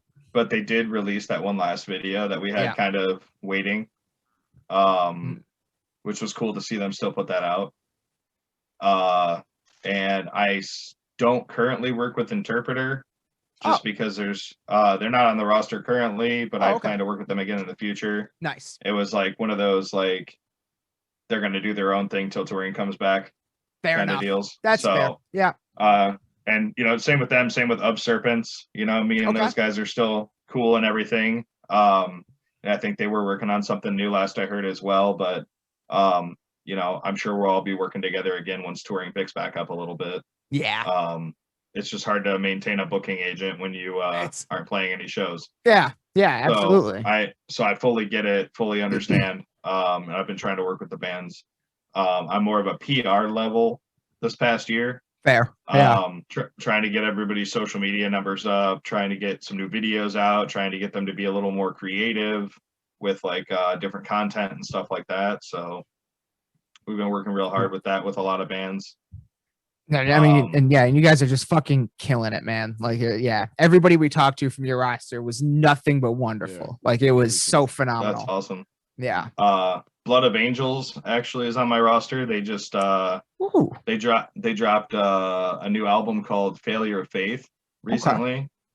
And they have another single coming out here soon that's on Failure of Faith, and I'll be sending you over that video, and Hell yeah. I'll see if I can get them together with you guys for an interview as well. That'd be awesome. If you guys are interested in that. Always. As far as like the Convalescence goes, we have been dropping a video every month, every 2 months from Monument. Yep. We're working on something very special for the 10-year anniversary. That I cannot wait to tell everybody about. Hell yeah. And we do have a new album that is nearing completion as far as the pre-production goes. And once that's together, we just got to figure out what studio we can get to and when. Right. And, then we'll go through that. And then we got to get all the release set up and the art and all that stuff. And it just takes a long time. Yeah. Even once it's done, it takes a long time. So that's a little bit far out. The DVD has been started being worked on. Awesome. I was actually at Icers yesterday working on it. I was gonna ask, is it you guys doing it again?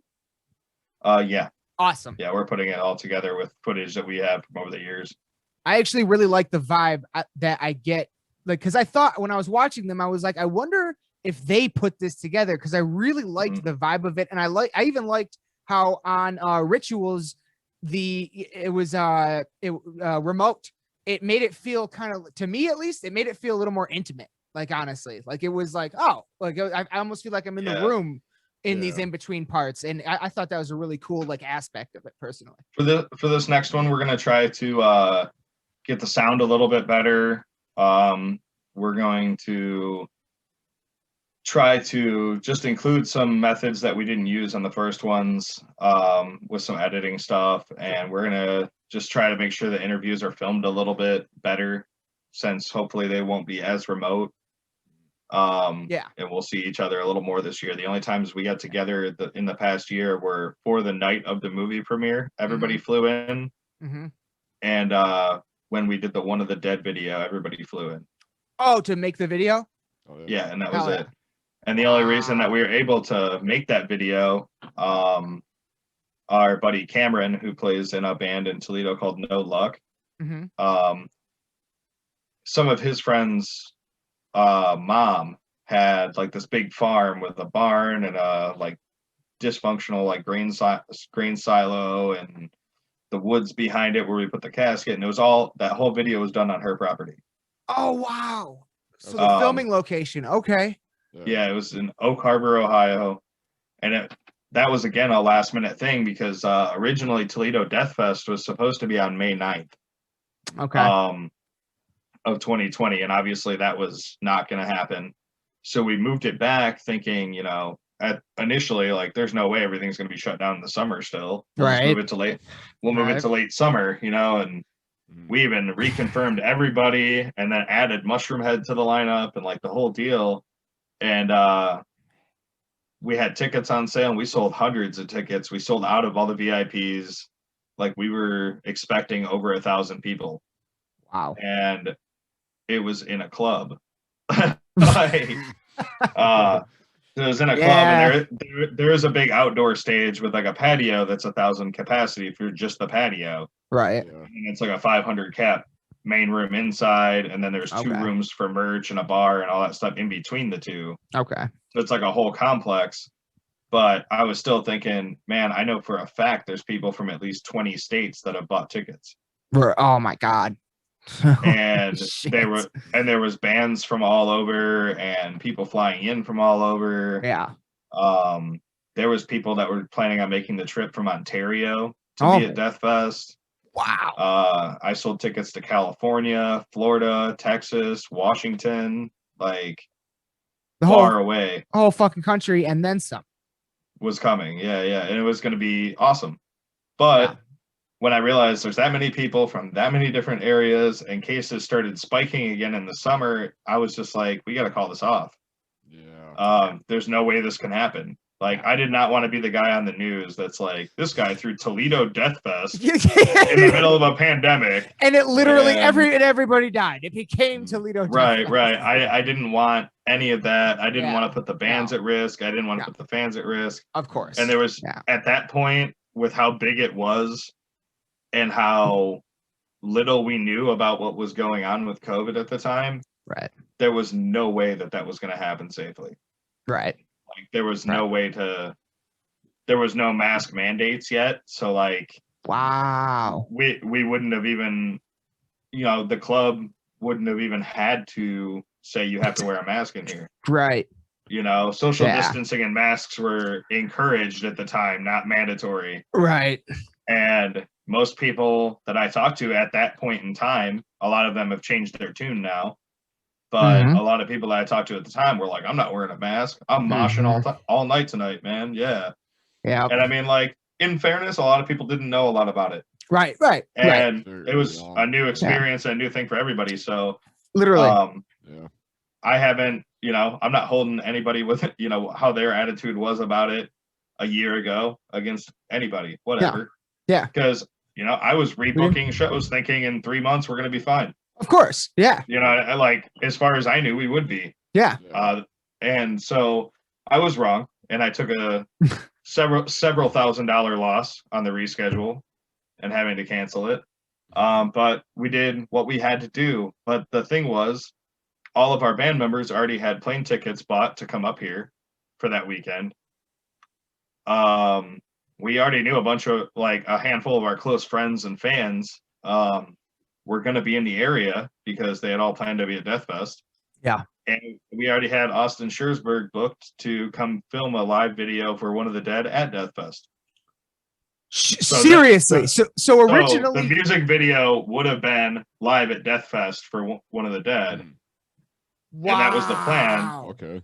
And then when we're like, oh, well, there's no Death Fest, I literally made a post on Facebook like, does anybody have somewhere cool we can shoot a music video? Like anybody. And Cameron hit me up right away and he goes, dude, I got this barn, I got this place, come out and check it out. I drove out there a couple days later to go check out the property. And it was like perfect. I took some pictures, sent them to Austin. He's like, yeah, dude, I'll still come down. The band still flew up and I bought, I think like 10 pizzas or something and a bunch of like beer and like soda and water and all that stuff and put out like a little catering thing. We even sold merch at our own video shoot. That's awesome. Like if anybody still wants to buy stuff, here's all our merch. And people did actually. But I fed everybody and everybody got to drink and all that stuff. And we all just hung out for the day. Obviously if anybody was sick, don't show up. Obviously, you know, just let us know ahead of time, that kind of thing. And we ended up with just enough people like overall to like put it together. And it was, a lot of it was really on the fly. I hit up my friend Zach Elston. There's a movie on Amazon called Float Trip. And it's like some people floating down a river in a canoe and they all get like murdered. I think I don't know if I've seen it. I've at least seen it pop up. Okay, well he did the like special effects and gore and stuff in that movie. Ooh. Oh, awesome. Look that up. So he used to do photography for our live shows back in like 2014, 2015 in like central Illinois. He would come out to our shows and take pictures of us. And he's been a fan. He's always like, man, I do all this gore effect stuff. Like I do all these special effects. We need to work together sometime. And we're always like, yeah, we'll never have money for that. Yeah, whatever. And, you know, I called him up and he's like, dude, cover my gas. And I'm there. I'm like, yeah, let's do it. So we all got to like get there and, awesome. You know, like, it was a really cool experience for everybody and everybody had a lot of fun. And it was just kind of like, okay, how are we going to do this next kill? You know, like, the first one, where like the blood gets spit in Cameron's mouth, you know, that was Austin's idea for that kill. That was kind of like a tribute to, I don't know if you remember like the 28 Days Later movies. Sure. Oh yeah. There's I think it's 28 Days Later, and one of the like rage infected zombies like crashes through a window and lands on top of somebody and just starts puking blood into their mouth and they start like turning. Yeah, and we're like, dude, that'd be so gross to redo that. Like, so that's where that first one came from. Dude. Was like, we want to remake this 28 Days Later kill. And just kind of tribute to some of our horror movies that we enjoyed. And we are also working with what we had. I mean, like all of us cleared out like whatever Halloween stuff we had, like digging into storage and bins and what is this? Does this look too cheesy? Can we use this? Like that kind of stuff. And Zach would be like, yeah, give me that. And I'm just going to spray this on it and paint it up like this and stick it to this person. It's going to be fine. You know, like stuff like that. So it was really, a really winged shoot. But we ended up shooting for 14 and a half hours. Wow. All together. So you just got, is that it? Like in one day? Yeah. That's it. So that video took 14 and a half hours to shoot. Yeah. Wow. And it was like 80 some degrees and everybody's all painted up and running around and like doing that all day. And I think we finally filmed the live footage. We started at like 10 in the morning. I think it was like midnight. We were filming the live footage. Wow. Of us in the barn. Like, and it was, you know, we had, and all the like individual shots where like the lights are going out, the white light and stuff. Yeah. That's actually filmed inside the grain silo. Okay. Oh. Like they climbed into the grain silo and were standing on like the dirt and like debris and stuff that was in the grain silo. Oh, dude. But I mean, there was a lot of travel even involved with that video because like I think you guys might know Mandy Stevenson. She was Miss Michigan Medal Fest. Oh, yeah. She was the one with the mask on Yeah. and the blue contacts and stuff. She drove all the way down from like the Battle Creek area, I think, to be in the video. Most of the people were from around Toledo, but Austin, like, he had to drive down from Minnesota to film the video. Wow. Zach and Chloe, who's the one in the dress in the video, Okay. with, like, blood on her hands and stuff. They came from like St. Louis. Wow. And then we had our members that had flown in from Texas, and Yeah. you know, so a lot went into that. Actually, the truck that we had taking the coffin to the chute broke down on the way. Jesus Christ. And they had to get a U-Haul van to get the casket there.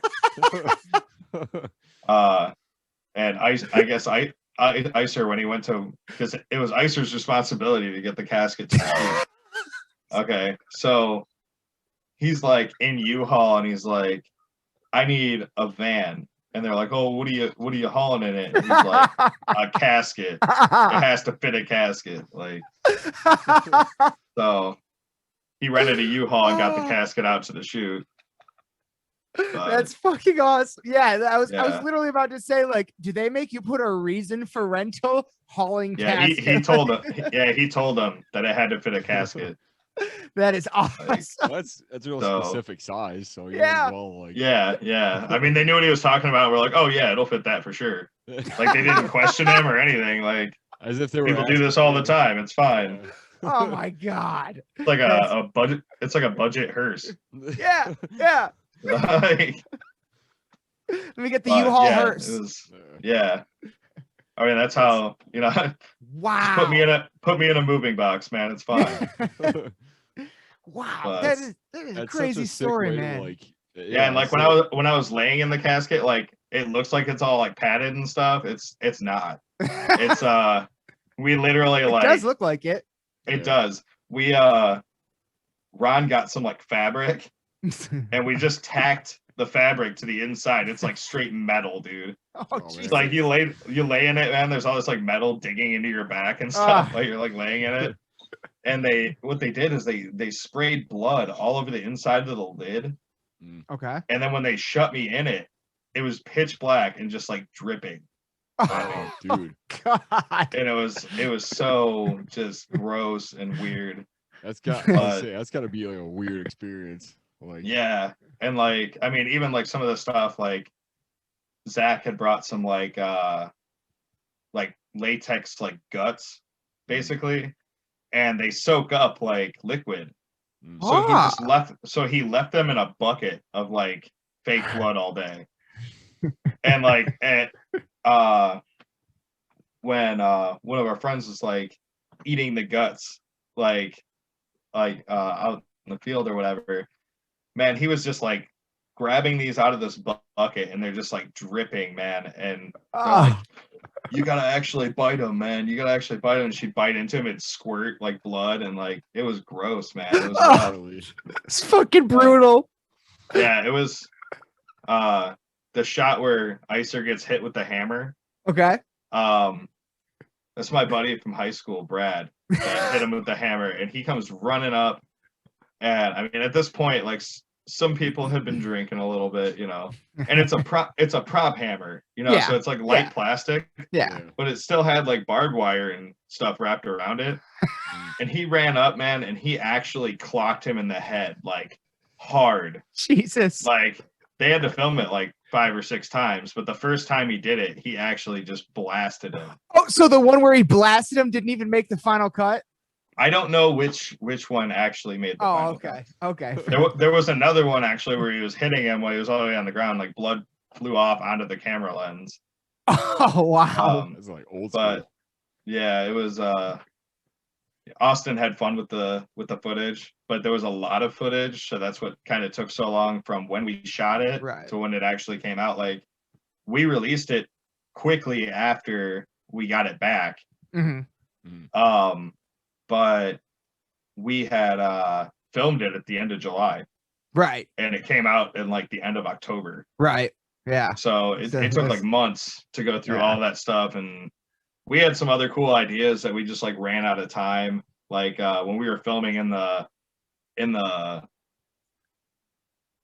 barn, we had people, and we had like opened up like sections in the ceiling.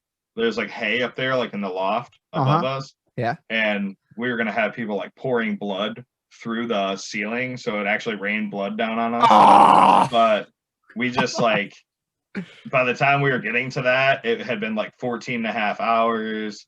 Some people had to leave by that point. Like we were exhausted. Austin was exhausted, and we're like, you know, we got some brutal stuff in this video. Like, do we really need the blood shower now? Like, yeah, God. It would almost be worth filming another video at that location just to get that effect. Just for that. Yeah. I mean, and there's always cool ideas, and they always come out differently, you know, for each shoot and stuff like that. But that was cool for sure. But yeah, we got a lot of cool stuff in the works, and we'll be releasing a lot of stuff through 2021. Hell yeah. We have some show announcements coming really soon. Awesome. So there will be some Convalescence shows, at least as far as we know. Hopefully, yeah. Fingers crossed in 2021. Yeah. What gives me a little bit of hope is some of the bigger festivals are re-announcing for this year. Yeah, and I saw that the Lamb of God Megadeth did reschedule for this year.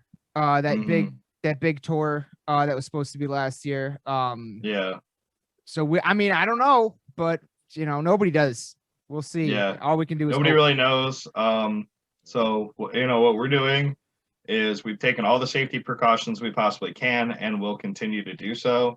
And it sounds like you've also gotten above and beyond with the merch. You guys are the first people that's the first time I've ever heard anybody say anything like that about doing a touchless merch. That's genius, dude. That's genius. Well, I mean, nobody's ever had to think about it before. Of course. Yeah. You know, and that idea is all Icer, man. Fuck like yeah. He is, you know, he came up with that one, and I thought it was awesome. He was in Rituals of the Damned. That was a really cool part. Yeah. I felt like we had to include him. He had been with us for a lot of time, and hadn't been really in anything. He was always behind the camera. So I was like, hey, let's talk about it here. Let's talk about your time in the band. And he'll be in the DVD as well. Hell yeah. As well as many other people. I think the band's gone through like right around 50 members. 50 in 10 years. Yeah. Whoa. Wow. I didn't realize there was that many. Holy hell. Literally the first few years we were a band, every tour had a different lineup. Wow. Sometimes we'd change the lineup during tours. Like we'd come through Michigan or come through Ohio, and it'd be like this lineup, and it'd be like 5 dudes. And then the next lineup, there'd only be 4, and 2 of them would be different. And it was like, but you're seeing the same show though. Like you're seeing the same songs, right? So I mean, you guys almost had like a bench, like a roster of people. Like, all right, you're out. Yeah. I think we're like 3 people short of having a full NFL roster. But yeah, we went through a lot, and I mean, over the years, we kind of got better at like getting people that were more dedicated, getting people that understood the road a little bit better, were better musicians, and kind of had their stuff like a little more in order. And that came with, you know, us getting older, with us getting to a little bit more of a successful place with what we were doing, because our first few tours, man, I remember like having the conversation like, all right, so if we don't sell this much merch tonight, we literally won't make it to the next show. Right. Like, there's nobody we can call that'll send us money. We will live wherever we just run out of gas. Like if we don't figure this out. And I remember like even in like 2013, like all 4 of us that were in the band at the time, we were a 4-piece. And we were like 4-way splitting packs of ramen noodles like once every couple of days. Jesus. Like, and like we weren't even cooking them. Like we didn't have like a hotel or anything. We were like, check this out. Like we'd drive for a really long time, so the hood would get really hot, And Oh then my we would God. steal like cups from like hotel like carts from like Right. outdoor hotels, like little plastic cups. Right. We'd break up the ramen in it and pour some water out of like a water bottle and set it on the hood with like the wrapper on top of it with like a rubber band around it. And like an hour later you had ramen noodles. Oh my God. Like, so we started like that. So Oh, Wow. that is amazing. That is we were doing like 100 shows a year then. wow. So that, if that gives you an idea of why we went through so many band members. Just the Not that- dedication to Not it that many and, people are like, cut out for that. Yeah, like our big guarantees on the tour would be like $50. Right. And like if we sold $100 in merch, it was a miracle. Right. Like, Yeah, that's I remember him saying that in the Rituals of the Damned. He's like, mhm. I remember starting like we'd be lucky to get 50 to 100 a night on merch. Now it's like 5 to 6. It's Yeah. you know, I was like, that is insane. Like that. Yeah, we've grown a lot, man. It started from literally nothing. Yeah. Like when the original lineup when we started this band, like half the band didn't even have anywhere to live. Wow. Like, Wow. so it was show up, crash on the floor. Like there was nights that I slept at the studio / our guitar player's house, like on the dining room floor, and my pillow was like a trash bag full of my clothes. Like, but we'd wake up every morning, we'd practice, and we'd write more of the Memories EP, and we got it done, and we got it out there. We started playing shows, and once we started playing shows, the name got out there a little bit, and it was easier to find members when somebody would bail or Right. whatever. And It just rolled DIY till you die, man. Like that is yeah, and we just took kind of the old school approach, which was the only thing we Yes. really knew. Like we didn't have a bunch of money to like put into like online advertising. We didn't have a label. We didn't have distribution. We didn't have anything. We just were like a bunch of dudes that like knew how to use Facebook kind of right. and play music, and that was it. And that's how it got out originally. And it was literally just like, well, we don't really have the money to reach them all on the internet, but if we just go play wherever people will let us play, people will see us. Yeah. Like regardless, like even if it's a bunch of random dudes sitting at a bar that had no idea there's a show tonight. Yep. Maybe 2 of them will like us and they'll buy a t-shirt, and maybe we can crash at somebody's house and whatever and make it to the next place. And we did that for years. It wasn't until we got signed to Ferocious Records and we did the process that we kind of started getting taken a little more seriously. We solidified that this was going to be a 6-piece band. We added Katie on keys at that point. We really went all out with the Corpse Paint image at that point. Before it was like kind of hit or miss with different members on, I'm not wearing that, like whatever. And it was like, we had to make the choice, like, do we make him wear it or like, do we have a guitarist? like that kind of stuff. So like when the process came out and we were signed and it got real distribution, we went to a real studio with a real producer and like took it seriously and made like a full album. That's when it got really like real. Like, and started working with Chris Bianchi as a manager, and like he really taught us a lot over the earlier like years that we were doing stuff. And even to this day I talk to Chris almost on a daily basis. That's awesome. And I got way more into like the booking and stuff, so he'll call me for like some help with that stuff. And like if I figure out how to do something or figure out how to get in on something, like I'll hit Chris up and be like, so check this out. And he does the same stuff.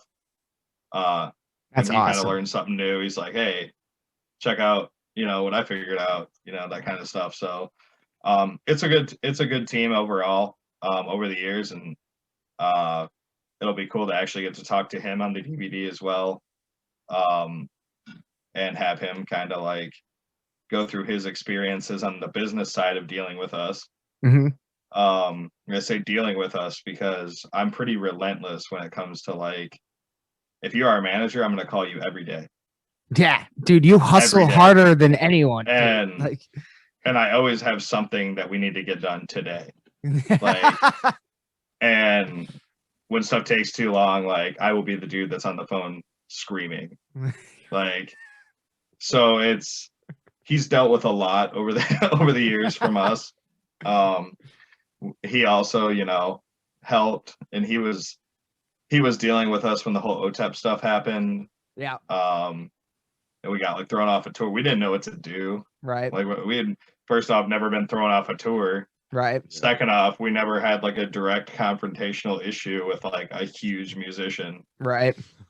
And when I woke up the next day and my Facebook had more notifications than I'd ever seen in my life, I was like, ooh, this is either really good or really bad. And there's not going to be any in between at all. Like, and I just like almost didn't want to look at my notifications. I'm like, oh no, why is there literally thousands of them? Oh God. And like, and it was like, you know, Loudwire tagged you, Lamb Goat tagged you, Jesus. Metal Injection tagged you, and it was like, oh yeah. no. Yeah, I would probably. Like, yeah, I'd feel the same way. Because at that point, like, even when we signed a unique leader, when we toured with Testament, like, they barely covered it. You know what I mean? Like, right. But then this, and you're tagged from every major news site you've ever heard of, plus 100 more. Yeah. Like, yeah. Some little inch of controversy, and all of a sudden you're everywhere. But you you tore the fucking country with Testament. Nobody talks about it. Like, what the fuck? Yeah. I clearly see where you guys make your money. Like, yeah, the Testament tour was definitely one of the coolest ones we've ever done. Oh man, that new album, Titans of Creation came out last year. Oh yeah, phenomenal. Do you have any top albums of 2020? Top albums of 2020. I'm trying to like everything from 2019 to now like bleeds together. Fair enough. Because it doesn't feel like like it was a full year. Like it was actually even a year. Right, right. You know, I don't know when time's gonna start again, but right. We're still in Groundhog Day. It doesn't feel like it has. Yeah. The stuff that I've been listening to in general, I guess in the car, that's usually where I pop CDs in and listen to whole albums. Same. Like I'll listen to stuff while I'm working, but like it's just work music. You know, and I'm jamming whatever Spotify playlist or whatever I'm feeling at the moment, or sometimes YouTube will just cycle through a bunch of videos. Yep. Whatever. In the car though, I've been jamming some of the newer stuff. Death Atlas from Cattle Decap. Oh God. Is I gotta say probably one of the best albums I've ever heard. Like overall. Yeah. I can't disagree. I picked up the sun scorched or whatever it was vinyl that I saw in March a bit ago, and just heard that. It was like, just kind of like reopened me up to that entirely. Right. That record is insane. I have re-added This Is Hell and Monument of Misery to the car. Just because I feel like I'll forget them if I don't listen to them sometimes. Yeah, you're not playing them every night anymore. Right. So occasionally I'll throw in one of our other albums and like check it out if I haven't heard it in a while. Yeah. I've been listening to Ingested's new album. Oh. And actually, Where Only Gods May Tread. I have that in there. I've been jamming that a lot. And actually one of their previous albums, A Level Above Human. I've been jamming that a lot too. I actually kind of like that one better because I feel like it's a little like slammier. I think Where Only Gods May Tread is like a better album, like musically and like song wise. But I'm just like, if I'm throwing in Ingested, I'm trying to just like bang my head. So like A Level Above Human, and that's like when I started listening to Ingested too, so I'm a little biased there. Yeah. Jamming those. Yeah, I kind of started with them on like some of the earlier stuff, like more of the like slammier kind of stuff, and then like as it's kind of progressed, like getting a bit more into like, you know, like especially Level Above Human, like that was kind of when I started paying attention to him, and then this new one is like all the best, I think, from him. Great. Really. Yeah.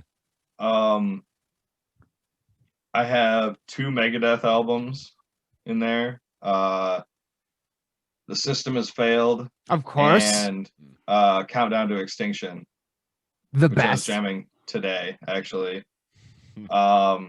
Two of the best.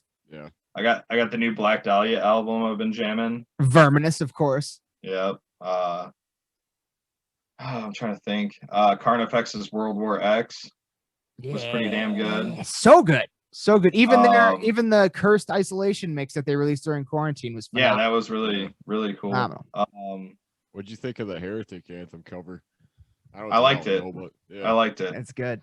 good little mix of that song, "Bury Me in Blasphemy," Oh. was amazing, man, and the video for it and everything. Yes. And I really thought that was gonna lead into like a whole album, That's and what then I it was like that and 2 covers, and I was like, and then they like released it on tape, and I was like, whoa, Yeah. okay, that's new, you know. Yeah, super old school. Yeah, but yeah, I mean, that's pretty much what I've been listening to. I got Cannibal Corpse's Evisceration Plague album in there. That was a big one for me. Which, you know, I throw in there. Trivium, The Crusade. Which, funny enough, I was a huge fan of Trivium when it was Ascendancy. Uh-huh. And that was like my shit. Like, I would play that album on repeat all the time. And then when The Crusade came out, they changed their sound so much. Yeah. I was gonna say, and I was like, why does this sound like Metallica? Yeah. Like, when it came out, I was like, what? And I hated it. And I wouldn't listen to it for the longest time. And then it kind of grew on me. Yeah. Oh, man. So there's now, great songs on it. Oh, yeah, there really is. But at the time, I just didn't want to hear that from Trivium. Right. Yeah. Like, when that came out. It is a great album looking back, and I still jam it now. Yeah. I think I got Subliminal Verses out there. Oh. From Slipknot. It's good to like throw that in occasionally. Oh, yeah. Yeah. Pulse of the Maggots. Right. I think I got Queensryche, Operation Mindcrime in there. Woo! Nice. Any Iron Maiden? I know you're a big Maiden fan. Yeah. I think I have The Final Frontiers in there. Hell yeah. And Brave New World. Oh, nice. Man, I'm trying to think. I was just spent like half the day in the car, and I can't remember what else. Well, here, really quick, just like a follow up to that. You mentioned Cannibal. What most of the ones you know of, most anticipated albums of 2021? Do you have any, like, because of course Cannibal just released, you know, all that information. I'm pretty excited about the new Cannibal album. Have you heard the single? I did. Like, the second it came out, I was like, same. Ridiculous. I almost downloaded XM Radio to hear it originally. Right. And then they almost got me. Right. Then somebody leaked it on YouTube, and I think I watched it then, and then it got pulled down. Yeah. And then Cannibal like released it like a day or two later. Yeah. And I probably listened to it 50 times now. It's so good. Yeah. Rutan, come on. Like, yeah. Come on, man. Yeah, I actually saw Cannibal a couple years ago in Toledo, and got to see Hate Eternal open up for Cannibal. We saw that tour. Up here in Michigan. Yep. Yeah. I went to it in Toledo, and just awesome. Awesome. So, I saw them a couple years before that with Power Trip and Gate Creeper at St. Andrews. Whoa! Power Trip? Man. Yeah. It was Gate Creeper opened up with Power Trip and Cannibal at St. Andrews. Holy shit. It's a great venue. And I just remember being so tired because it was actually Toby's first show with us.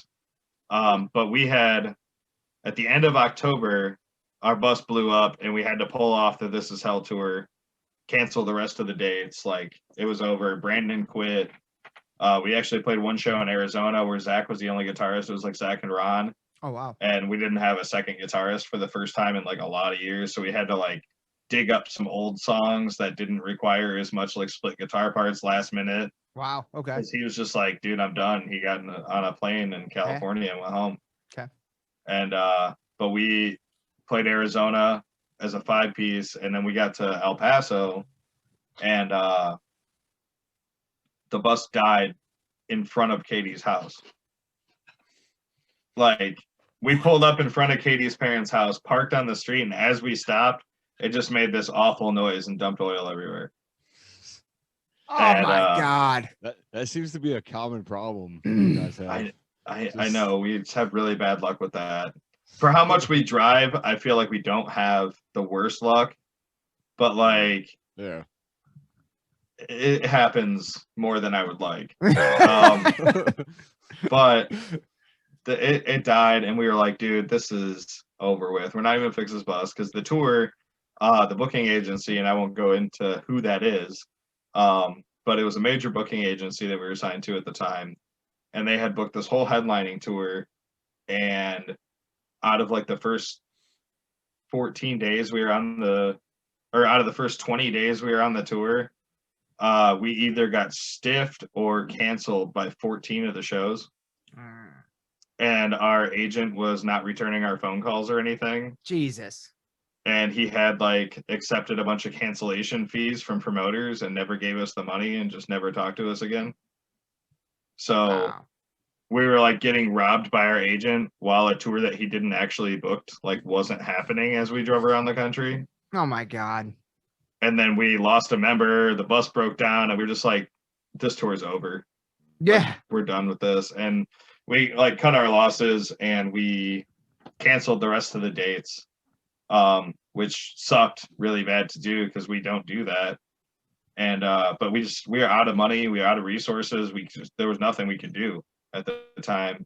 Because that tour was immediately following doing the full US with Venom, Goat Whore, and Toxic Holocaust. So this was like our second full lap around the whole United States again.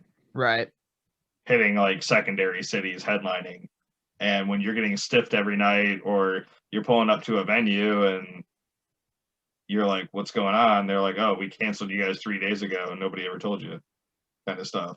Like, and it wasn't just us. It was like a 4-band tour package showing up every day dealing with that. Wow. So it was pretty bad. And that's when I went back to like, hey guys, I'm just going to book our stuff. How about Right. that? Right. Like, Yeah. we're going to go back. We're going to try this one again. Yeah. But because at the time we had thought signing to a bigger booking agency would get us on some bigger tours and we would be in better hands at that point. But we were apparently wrong on that one. I'm not saying every big agency is bad or every agency in general is bad, but we had a rough experience for that specific tour. Mm-hmm. But we still had a date in Ohio that was sold out way in advance. We were playing a 500 cap club, so not a huge place. It was us. I don't know if you remember the band Cholera from like way back. Yeah. They played. Below the Tide played. So This Is Suffering, Entheos, Rings of Saturn, Carnifex, and Whitechapel. Oh, wow.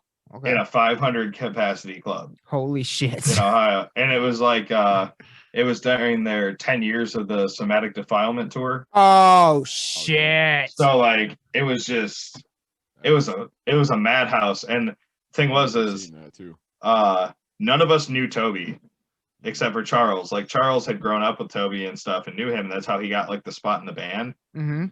But his like tryout was drive from Nashville up to Kent, Ohio, having never rehearsed with us once, with any of us on any of these songs. You had to learn all these songs by ear, and then you're going to go up on stage in front of 500 people opening for Whitechapel and Carnifex, and you're going to play, and we'll see how it goes. If you do good, you're in. If not, yeah.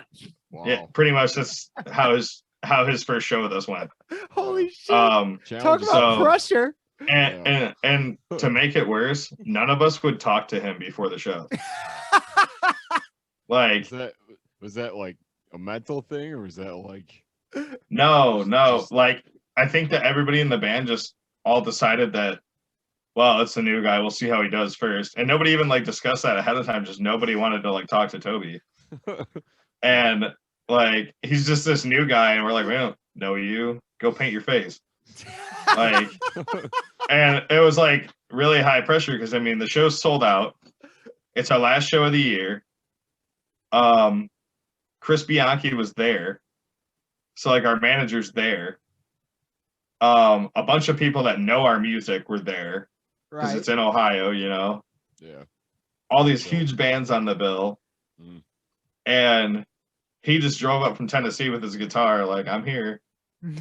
And wow. he played the show, and he did a pretty good job.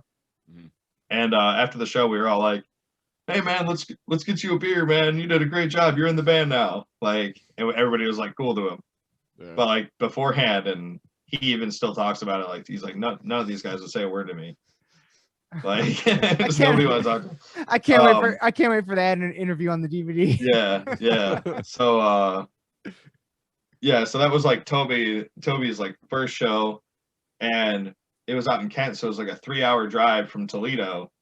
So like we had to pack everything up in Toledo and load it into like Zach's van, and then drive out to Kent the morning of the show. And then like just the whole stress level of like, we have a new guitar player in front of all these people, and like we hope this goes well, and like there's important people here, like whatever. And we played that show, and we drove like 3 hours back that night. Okay. And then go to bed for a couple hours and wake up real quick and go to the bar because the Ohio State Michigan game was that next morning. Oh shit. And like, I'm an Ohio State fan, being from Ohio and everything. I know you guys are maybe Michigan fans. We're up here in Lansing, so we're MSU. Michigan State fans. Okay. So I root for Ohio against you. Okay. So you understand the rivalry at least. Yes. Yeah. And I'm big into football, man. So I'm like, I'm watching the Ohio State Michigan game. So we went to the bar and we watched that game, and then drove from Toledo up to Detroit for Cannibal at St. Andrews Hall. God damn. That night. So I was just like standing there, I'm like leaning against the barrier at the soundboard, like watching Cannibal, like I'm trying to stay alive to watch Cannibal. Like, and we watched their whole set and still had to come back to Toledo that night. Jeez. And it was a lot, man. But great show. I'm glad I got to see Power Trip. Yeah, for real. That's what I did, because they crushed it. They're a band that I just recently got into, obviously because of the passing of Riley. But right, like, dude, just I mean, I've been going through like seeing live videos and what's the record? Nightmare Logic. Yeah. That's an album I really got into like a bit last year, and like especially like hearing the live stuff that they dropped, man, like it's insane. Yeah, they were killer. Yeah, they were killer. I wish I could have got to see him. Yeah, that was my one time that I saw Power Trip. Oh yeah. Wow, what a story. Yeah. That's insane. Keith, I do have another one. I mean, we can probably, you have given us so much of your time tonight, and I can never thank you enough. We just kept going. You're good, man. I do have one thing, because Aaron and I and my cousin Preston, who does the podcast too, but the behind the scenes stuff, we're some of the only, especially in the time of not going to concerts and stuff, some of the only metalheads I get to talk to are on the podcast. And a big thing for me, speaking of, like the same situation as Power Trip, were you or anybody that you know personally a big fan of Children of Bodom and Alexi? Oh yeah. I mean, honestly, I remember when I was real young, I want to say like 2005, maybe something like that. 2006, 2007. I don't know. Somewhere in that general time period. I was in high school. Me and some of my friends at the time used to cover "Are You Dead Yet?" like in my great grandma's basement where we practiced. So I definitely a couple years back, I regret not trying harder, I guess, to make this happen at the time, or not finding a way to make this happen at the time. But we just, because of certain aspects of how we would have gotten to be a part of it, wasn't possible for us at the time. But we got an offer to do a Children of Bodom tour in the US. Oh my God. And I mean, like, Katie being a keyboardist is a huge Bodom fan. Oh, no shit. I saw Bodom when I was like a kid, at the Fillmore in Detroit, actually. Do you remember when? It was the No Fear tour. I want to say 2009. It It was God Forbid, Municipal Waste, As I Lay Dying, Lamb of God, and Bodum. Keith, I was at that concert. Nice. Me too. Holy shit, dude. And Alexi had his arm broken because he fell out of his bunk on the way into Detroit. Yeah. And the next night they canceled the rest of their tour date. That was the last I didn't show know they canceled it. Yep. But that was the last show Bodum played on that tour. Detroit. Yeah. So I was there. God damn. Man. I remember, honestly, I thought As I Lay Dying stole the show.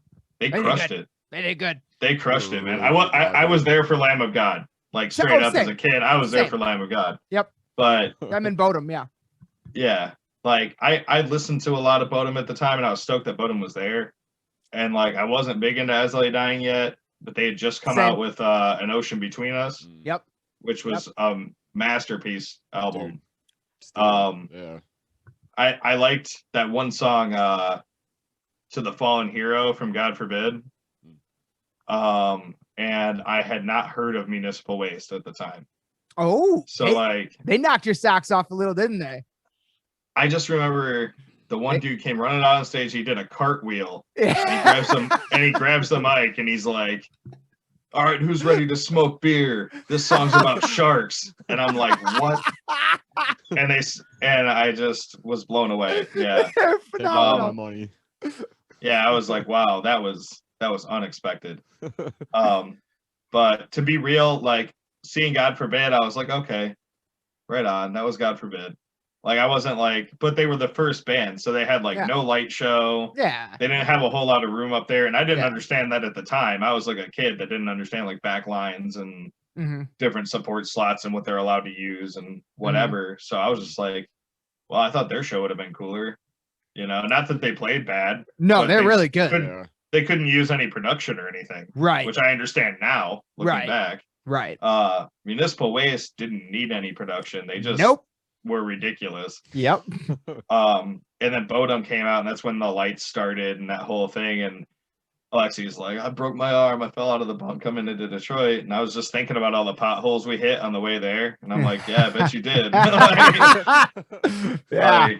Yeah, Detroit roads suck, man. Yeah. So I remember seeing that, and then As I Lay Dying blew me away. Yeah. I was just like, oh my God. I still have like a memory burned into my head of them playing the song An Ocean Between Us and that chorus with the red and the blue lights shooting up. I was like, whoa. I fucking remember that, dude. Yes. And Lamb of God was touring on Wrath, right? Yes. Yeah, it just came out. I remember. Yes. Yeah. Yes. Yeah. It was the Wrath tour.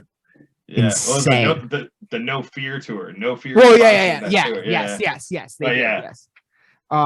But yeah, well, that's awesome that you got, because I mean, because for me, Bodum was just like one of the biggest bands ever for me, and the loss of Alexi was a real hard way to start the year, and that ruined my day. Like I woke up and that was like the first news that I heard that day was, did you see Alexi from Bodum died? And I'm like, no, what? It ruined a solid 2 weeks for me. Like I was down, not really able to get motivated to do anything for like, cause he was like my guitar god. Like I copied his style, like from the way he dresses to the way he plays to the guitars he uses, everything, like everything to me was Alexi. And so that was just such a big loss. And that was like definitely tough. It was the first, because, I'd gone through, like I was a giant fan of Dio when he passed and stuff like that. But like, of course, and a Dime, of course. But a lot of them, Eddie Van Halen, but a lot of them are from the old guard. You know what I mean? Yeah. Like this was like from our generation. Yes. Yeah. This was the first one of ours that we lost. And I was like, what the fuck? But they did, I don't know if you saw it, but they did announce like yesterday, I believe, that the Bodum After Midnight 3-track EP got announced. It's going to come out on April 23rd on Napalm Records. Nice. The title of it is Paint the Sky with Blood. It has awesome cover art, very reminiscent of Hate Crew Death Row to me, or Something Wild. And it has 2 original tracks, Paint the Sky with Blood and Payback's a Bitch. And then the 3rd track is actually a cover, Where Dead Angels Lie, a dissection cover. Nice. Yeah. One of my Interesting favorite band to bands. pick to do a cover. Right. I haven't heard that name in a long time. Yeah. Right. I thought that was interesting too. Very But yeah, cool. we had not talked about that on the podcast yet, but we have not Mm. since this year started, haven't stopped talking Mm. about Alexi. So I did want to ask you about that and talk about the fact that they do have the final Alexi music being That's- released, Bodum After That's Midnight. awesome. Yeah. I'll have to check that out for sure. Yeah. Yeah, that was terrible news. And I have been thinking about, like, I even remember seeing, because I got to see the tour flyer and everything, like, for the tour that we got offered with them. And we just couldn't make it work. Like, Do you remember which it was? What year? it was recent. It was Oh, recent. So it might have It been a Hext. it was like purple Yep. Hext. artwork. Oh, Yeah, it was yeah. That's Hext. that tour that they did in North America. That Son one. of a bitch. You guys would have been Um, perfect for that. Oh my God. I can see that. That's how we felt, but there was Oh. other factors at play Fair there. enough. Fair enough. It happens. It happens. But we ended up not being able to take it, and I was like, I do want to tour with Bodum someday, and then Ah. it just didn't, obviously, because shortly after that, it was the whole announcement that Bodum, all the Broke up. members quit Yep. or whatever, Yeah. yeah. And then he formed And, Bodum After Midnight. Yep. Yeah. Which I was like, maybe we'll tour with Bodum after midnight. That's cool Right. with me. Like, Right. Yeah. Yeah. Some kind of 'cause- incarnation. And if Yeah. if you guys had been on that tour, it's possible we might have even met because Aaron and I got like the sound That was rink. sick. We got Yeah. the sound Oh, rink yeah. tickets, so we got to do the meet and greet and all that shit with them, and Right on. like That was at St. Andrews too. yeah, that was at St. Andrews, and like Wolfheart opened and someone else. I Yep. can't remember who the other Yeah, one was. that was absolutely the tour. I remember Yeah, them being part yeah, of it. Yeah. Yeah, It's a big Yeah. like European vibe. On Yeah. that. Yeah. That was Yeah. cool. Yeah, I felt that we would have been a really good fit yes, you on would that have. one. Yes, you would but, have. I can see that. Everything like that happens for a reason, It kind of does, yep. stuff. Like I remember Yep. finding out about like just the chain of events that happened for us like starting while we were actually in the studio for This Is Hell. We knew that we were recording This Is Hell in the hopes that we could pitch it to a bigger label Mhm. and somebody would like give us an actual shot. You know what I mean? We had been on a lot of smaller labels, a lot of indie labels that had given us a good push and kind of got us to where we are and helped us a lot. But we wanted to take that next step into being like, kind of like a big boy band. We wanted to tour some names that we wanted to hear. Right. Tour some of the people we grew up listening to. Right. And we were in the studio, or we had just finished up. We were in the hotel, and I just remember it was like a blizzard outside, and we're all standing there talking, and I get this phone call. Hey, do you guys want to go out with OTEP? Direct support. And I used to listen to OTEP, so Yeah. I'm like, yeah, Yeah. of course we do. Hell yeah, we do. And they're like, sick. The tour starts in a month. Oh Jesus. I'm like, what? They're like, yeah, take it or leave it. I'm like, okay, we're taking it. Let's do it. So we're doing that tour, and that tour is like over a month. Like it Mhm. started on Valentine's Day, and I think it ended at like the end of March. Okay.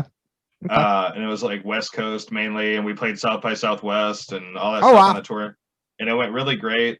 And we got out to Lubbock, Texas, the day after South by Southwest, and we got a call. Hey, Unique Leader wants to sign you guys. They sent over a contract, and we're like, really?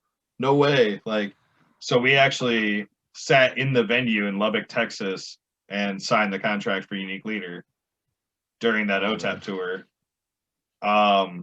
And then I want to say it was like less than a week later, we were in Tucson, Arizona. And as we're going on stage, like I'm painted up, like I smeared my whole phone with blood when I like answered it. Was a call. Hey, do you guys want to go on tour with Testament and Sepultura? Oh, And I was like, when? And they're like, next week. And I'm Jesus. like, next week. And what had happened was, okay, so we were already in the area. We were in Tucson. The tour started in Albuquerque, New Mexico. And our tour ended like March 25th in Southern California, and that tour started April 6th in New Mexico. Holy shit. And we got the call March 23rd. Oh my God. So we got the call, and we're like, oh man, what are we gonna do? Like, we can't afford it. Like, we literally were almost out of merch. We hadn't reordered any merch because it was like the end of the OTEP tour. We were going home. Right. We had already all bought plane tickets to go home from Texas. Mhm. We had already, like, everything was done. We were out of merch. Like, we had one bin of merch left with like 10 shirts in it, and that was it. And like, we're like, dude, we're done. Like, we don't have anything. We can't do this tour. And we called Unique Leader, who we had signed with like 4 or 5 days prior to that. And we're like, hey, so we got this huge tour offer, but we're out of merch and we don't have any money. And they're like, well, send us some designs. We'll send you some merch. We'll have it ready for the tour. We're like, we can't pay for it. And they're like, we'll just front all of it to you as you sell it, pay us back. And I'm like, Wow. holy crap. All right. Done. And there was some other stuff, like we needed some financial help to even confirm the tour kind of thing. Right. Like, and not a little bit of money. Right. Like a lot of bit of money. Yeah. And they were like, yeah, tell us where to send it. Fuck You guys are doing yeah. that tour. And Fuck so we all canceled our flights home from Texas. And we chilled in Texas for like a few days and then drove back out to New Mexico. And Unique Leader sent like, man, it had to be like 20 boxes of merch. Like, Wow. tons of merch from indie merch. It was all printed like nicer than any merch we'd ever had before. Like, it was like the Cthulhu shirts, and there was like some of the other ones, like This Is Hell merch, like all this stuff. Yeah. And they sent it all out to us so we could start the tour, man. We get to Albuquerque, and it's this like theater, like the size of the Fillmore or like Harpo's or something. Like, it's big. Mm. And there's a big sign that says sold out on the door. And there's a line that's wrapped around the building and then goes down the street for like 3 or 4 blocks. And there's a semi parked out front that has the entire tour's artwork and all the band's logos on the semi, like as a wrap. What? And I was like, oh man, are we supposed to be here? Like, like somebody messed up, man. Like, we don't do stuff like this. Like, what do we even do? And I remember like, wow, walking in, man, and Chuck Billy walked up to us right away and he goes, "You're the Convalescence, right?" And we're like, Chuck Billy knows who we are. Like, Right? it was almost like a Oh. Wayne's World, like one of those, like, we're not worthy. Like, Yeah. dude, it was so wild, man. And the show was sold out. Like, we played not long after doors. Like, we played Dead Ass first. In front of, I have pictures, probably 2,000 people at least. Oh my God. And that was like the first day. And like on that first day, like Derek from Sepultura came and talked to us. Like Gene Hoglan came and talked to us. oh my And Chuck talked to us. And it was just, everybody was like trying to help everybody on the tour and being like super, super cool. That is so awesome. And it was very clear, like setting up, that we did not know what the hell we were doing on that level. Like, we're used to setting up in like 300 cap, 500 cap clubs. Right. Not the stage is the size of Walmart. Right. Like, are you like kidding me? Seriously. And it was, all the stages on that tour were so big that Testament backlined with their own risers, their own everything, all their amps, Gene Hoglan's giant kit, everything. Sepultura did the same thing in front of them.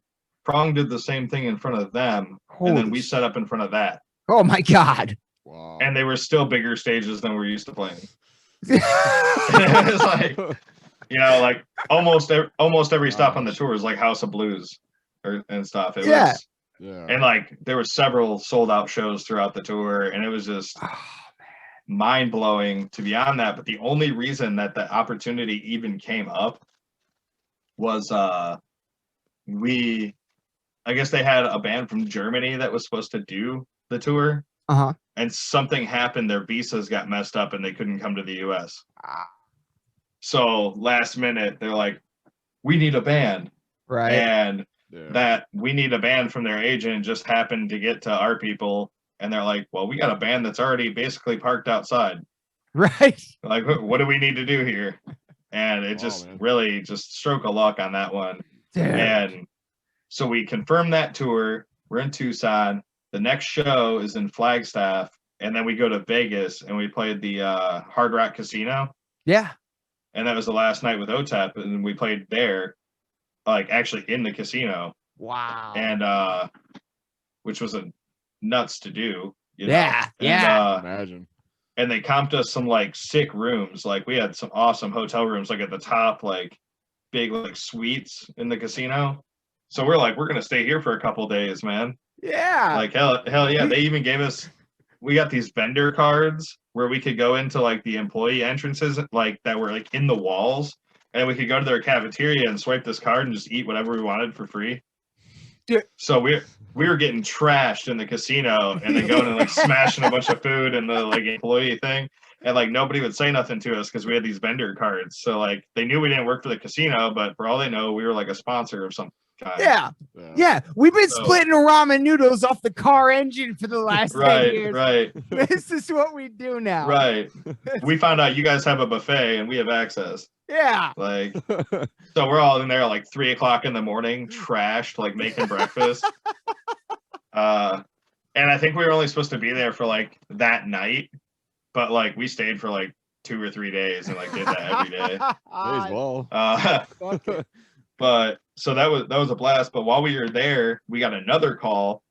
Hey, your CD release tour. We want to drop your CD September 1st, talking about This Is Hell. Okay. And we have a tour for you that starts September 1st. And it's with Venom and Goat Whore and Toxic Holocaust. God damn. And it was like all of this happened within a week.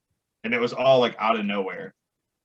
And yeah, I'll never forget it, man. First day we got on that Venom tour, we played in Philadelphia at the Voltage Lounge, and it was completely sold out. And it was so hard to just even move around in there. And it's before doors, and you know, I was not a huge like Venom fan growing up, but that album that Venom Inc. put out, Ave, amazing, man, amazing album. And I really fell in love with a lot of the old Venom songs from hearing them play them every night. You know, like throughout the tour, you hear it, and you hear it like played by these dudes that you know and like hang out with every day, and it's like, I really like this, you know. Like we saw them, they busted out. I think they only played it one time in the whole tour, but they played that In League with Satan. Yeah. That old song, they busted that out because Goat Whore kept like giving them shit until they played it. But Tony Dolan, you know, I love that guy. But the first time I met him, man, he walks up to me and he looks at me and he goes, "Are you Keith?" And I'm like, "Yeah." And he goes, "Nice to meet you. I'm Tony." And I shook his hand. He goes, "You know why you're on this tour?" I was like, "I don't." And he goes, "Chuck Billy told me to pick you guys." And I'm like, "Whoa." Shut the fuck up. Yeah, that was like one of the first things he said to me, man. Dude, like you can't get a higher, like for real. Holy shit, man. Chuck Billy is a legend. Like, God. And he came out and we got to talk to him and hang out with him again in San Francisco on that tour because he lives out in the Bay Area still. Yeah. And he came out and saw Venom and everybody. Wow. Dude. But yeah, man, it was for the 2017 was such a game changer for us, man. It was just like from the time we started recording This Is Hell, we just started getting like phone calls of like, "Do you want to do this thing that you have no business being on?" We're like, "Yeah." let's go. I mean, what's the worst that's gonna happen? Like, we screw this up. Yeah. Like, I don't know. We go back to where we were, try again. Man. Like, but we got like a bunch of really big tours. We got to open Summer Slaughter in Cincinnati that year, and that was Dahlia was doing their 10 years of Nocturnal. Dude. And they played the entire album cover to cover. Yeah. And then they closed with playing Nightbringers. No. Because it had not come out yet. Oh yeah, that's right. Yeah, it was just But it was Sea of Treachery like opened up the show. They're from Cincinnati. Mm-hmm. They played, we played. Angel Maker was right after us. Mm-hmm. They're sick. And then we had like, I think it was Lorna Shore, Betraying the Martyrs, Rings of Saturn, Origin played. Slaughter to Prevail was supposed to be there, but they had something messed up and they couldn't end up doing that tour that year. Yeah. And then Oceano played, The Faceless played, Dying Fetus played. Come on. And then Dahlia headlined and played all of Nocturnal. And I remember that was because that was the day before the first Michigan Metal Fest, wasn't it? Or the first or second? I don't remember. Oh no, we didn't play. We didn't play the first Michigan Metal Fest. Okay. We got hit up I for was it. the only one. I was the only one you haven't played. Yeah. Well, how many of there? Well, yeah, because I guess last year would have been 4, right? Yeah. Would have been. Yeah. 4 or 5, one of the two. Because the first year they had what, like 36 Crazy Fists and Devil Driver and stuff like that. The first year they did. And we got hit up for that one late. And then Whitechapel and then Hatebreed. Yeah, so there's only been 3. So we played the last 2. Yeah. The first one we got the offer for, but we didn't get the offer until like I think 3 weeks out from it. And we had already had like so much stuff booked already that we couldn't like make it work. Yeah. But I was like, hit me up next year, man. Yeah. And they did. And we did the one with Whitechapel and Lorna Shore, which was cool because we had just gotten off tour with Lorna Shore 2 weeks before that. Oh, that's awesome. Yeah. I think I remember. So because we did that tour with the Faceless and them. Mm-hmm. And like I think they went straight back to like Pennsylvania or New Jersey or wherever, and then came back out for Michigan Metal Fest. Oh wow! And we toured back. We did like another Northern California show, and then we played Colorado, and then we met up with A Cursed Creator. Yes. And we took them with us for, I think we did like Kentucky, Toledo, and Michigan Metal Fest with them. Dude, when Chelsea came out on stage with you guys, that was so sick, dude. Yeah, okay, so Cursed Creator's been opening for us when we came to Pensacola for like years. Oh, really? Oh, I didn't know that. I think that I want to say it was like 2014 or 2015 was the first time we played with them. Oh, wow. Like they've been around for a minute, and they had opened for us on different shows at this place called the Handlebar in Pensacola. Okay. And I don't know if it's still open or if it's not or what it is anymore, but because we played down there, it was just us and Rings of Saturn one time, and we went down there on the Cryptopsy tour too, and they opened one of those shows, but I can't remember which one it was. I almost want to say it was the Cryptopsy show at the beginning of 2015, but we met them then. And then every time we went through like that like panhandle part of Florida from there on out, A Cursed Creator was always on the show.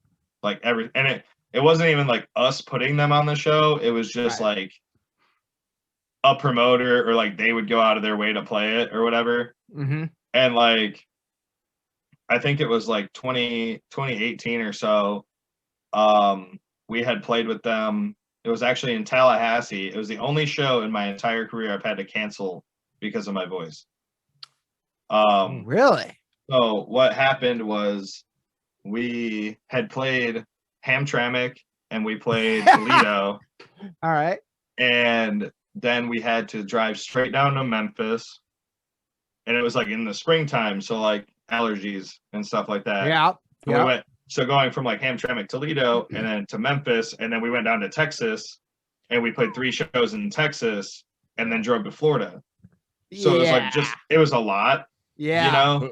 Yeah. And we hadn't played any shows for months leading into that tour.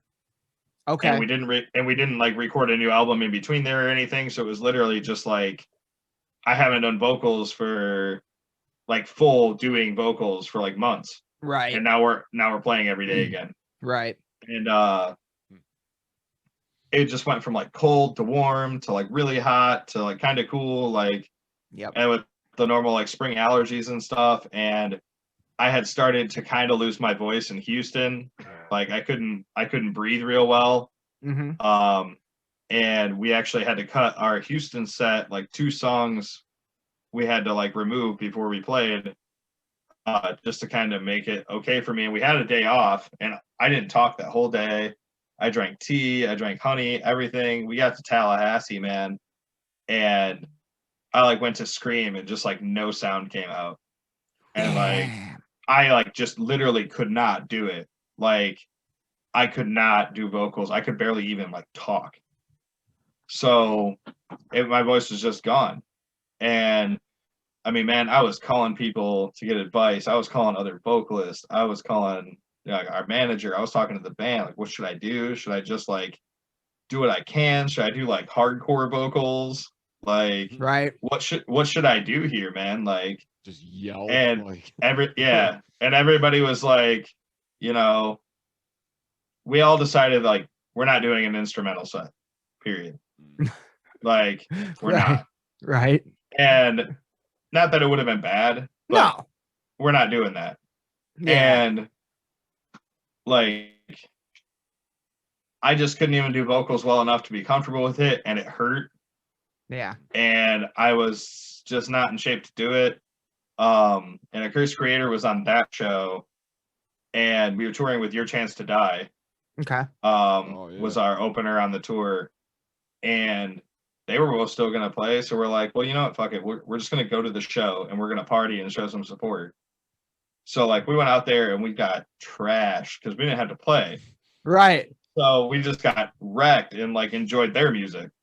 Hell yeah. And we all ended up like drunk, and like bands were like wrestling and like in the parking lot. And like it was a good time, man. Just a bunch of drunk metalheads having a good time. And A Cursed Creator killed it, and Your Chance to Die killed it. And that's when we started like talking to like Chelsea and all them. We knew who they were, and like we had definitely like hung out before, but it wasn't like we know each other kind of thing. Right. It was like, oh yeah, you guys, know, like one of those things. Yeah. And they hit me up and they're like, hey, we're trying to do this tour. We're on Michigan Metal Fest. Do you have any contacts you can help us out with? And they hired me to help book their tour. Oh, okay. And we happened to be coming to Michigan Metal Fest too, but from another direction. I was like, well, we could totally hit here on their way up. So we just kind of like put them on 3 dates of, or on the 2 dates of our tour that led directly to Michigan Metal Fest. Wow. That makes sense. And they met up with us in Kentucky, and they were like, Chelsea had mentioned that she really liked the song Scum. Mm-hmm. I was like, well, if you know the words, like hop up. And then in Toledo the next night, she did hop up in Toledo and do it. And when we were at Michigan Metal Fest the next day, we had never sprayed blood before. Right.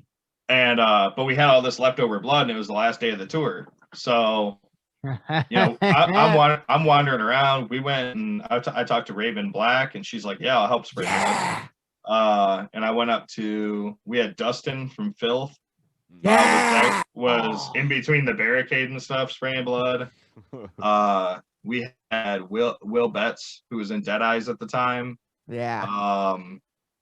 We had Dave from My Own Will. Chelsea came up and grabbed a mic too, and just there's a video of that on YouTube. Oh, I've watched it many times this year. Yes. Dude, it's such a good video because it's just it just captures how ridiculous that show was. Like we weren't supposed to be one of the main bands there. Like we were one of the middle level bands that were there. Like, but okay, I get what you're saying. Yeah, we took over like the whole stage. Like they had to stop. They had to stop setting up on the other side because we brought so many people up on stage that they didn't have any room to do anything. Yeah, it's like, oh, you're gonna set us up on half the stage, but we're still gonna use all of it. So. Yeah. And you had a whole mosh pit going around the goddamn sound booth. Yeah, actually, when we went back in 2019, we're buddies with Scott, who like helps with all this security and everything. And he comes up, he goes, I want to show you something. Like right when we pulled up, I want to show you guys something. And they had moved where the soundboard was. and they put up all those boards, all those barriers and stuff, like around the soundboard. And he goes, "You know why we had to do that, right?" And we're like, "Oh no, we have no idea." And he's like, "This is absolutely because of you last year." Like, I mean, that's a good problem to have. That's I guess. that's awesome. We got a kick out of it, man. And like the first year, like we sold a lot of merch and we had a good time and stuff. The first year, we wanted to come back, and that's why we came back in 2019. But we we set up our merch in 2019, and we were like sold out of merch like halfway through the day. And we had to call the label, and they had to drive merch out to us from Cleveland. Like, because we were out of stuff. Like, I was like, what is happening? I remember that. I was the guy that literally bought your last copy of Bond and Mint. Yeah, on that day. Yeah. We ended up having them like way later in the night, but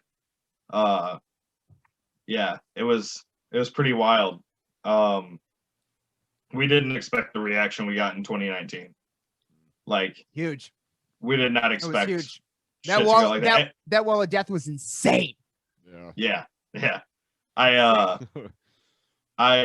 went up to the press tent, man, and other bands, everybody that was interviewing people up there was like, "Are you guys gonna spray blood again?"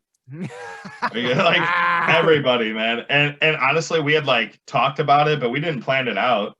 And like we weren't gonna like do it necessarily. But then when everybody started asking about it, like I left the press tent, went back to the bus. I'm like, all right, so gather up all the blood we can.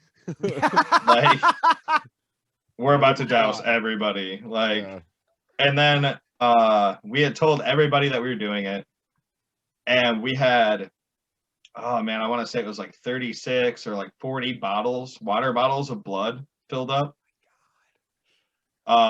It was like 2 gallons of blood, dude. Like it was a lot. And it was all these water bottles that we had popped holes in the caps. So you just squeeze them and they just spray. Yeah. And we were gonna we were gonna start opening them and just launching them off the stage and dousing people, dude.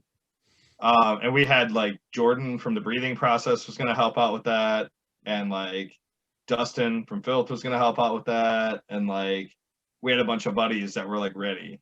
You know, like, oh yeah, it's blood time. We're doing it. Blood time. And you know, we had our driver goggles, and he wrapped his whole head up in like a black shirt and like put his goggles on over it, and he was up there spraying everybody with blood and stuff.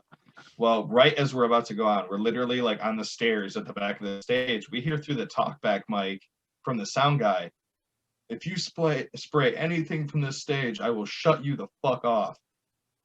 And we're like, well, we're doing it.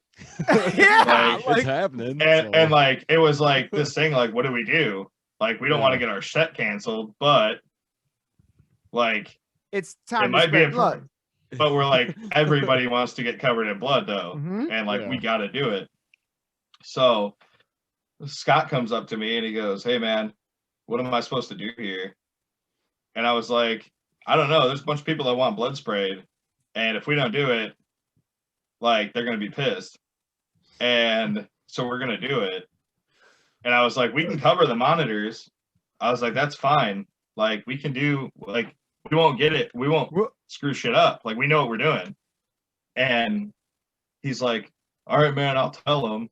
And from what I heard was he went back and told him, he's like, listen, man, a lot of people are going to be real pissed if you kick them off the stage. And like, I'm not going to help you. like some shit like that, like so, some just like straight up like Scott shit to say. And like, I can see that. Then the talkback mic comes on. All right, just don't spray it on my monitors. Like, never. Which, dude, I know how much that shit costs, man. Like, we're not gonna do that. Yeah. I'm not trying to damage equipment. Right, we're trying to have fun, man. I ain't trying to cost Steve no extra money or nothing either. Right. Yeah. You know, like, we're just trying to have fun and put on a good show that everybody's going to remember at Michigan Metal Fest. You know what I mean? Like, so what we decided to do was we took all the blood and we lined it up on the barricade, on the security side of the barricade, on every step up, all the way down the barricade. Was like 4 or 5 bottles of blood on each one. And we told security, all right, when the House of Suffering starts, just start unloading it on everybody. And if you watch the videos, security is the ones that sprayed blood on everybody. Yeah. Yeah. Like from the barricade. So it never went That's anywhere sick. near the monitors because it was never on stage. It's perfect. Yeah. Yeah. And it was just like, it was so cool being on stage and seeing that many people out there and holding up that staff and just seeing like blood spraying like constant from all the way across the stage. I was like, this is cool. That's Like, this is what I want to do with my life. You know, I want to cover a bunch of people in blood and scream.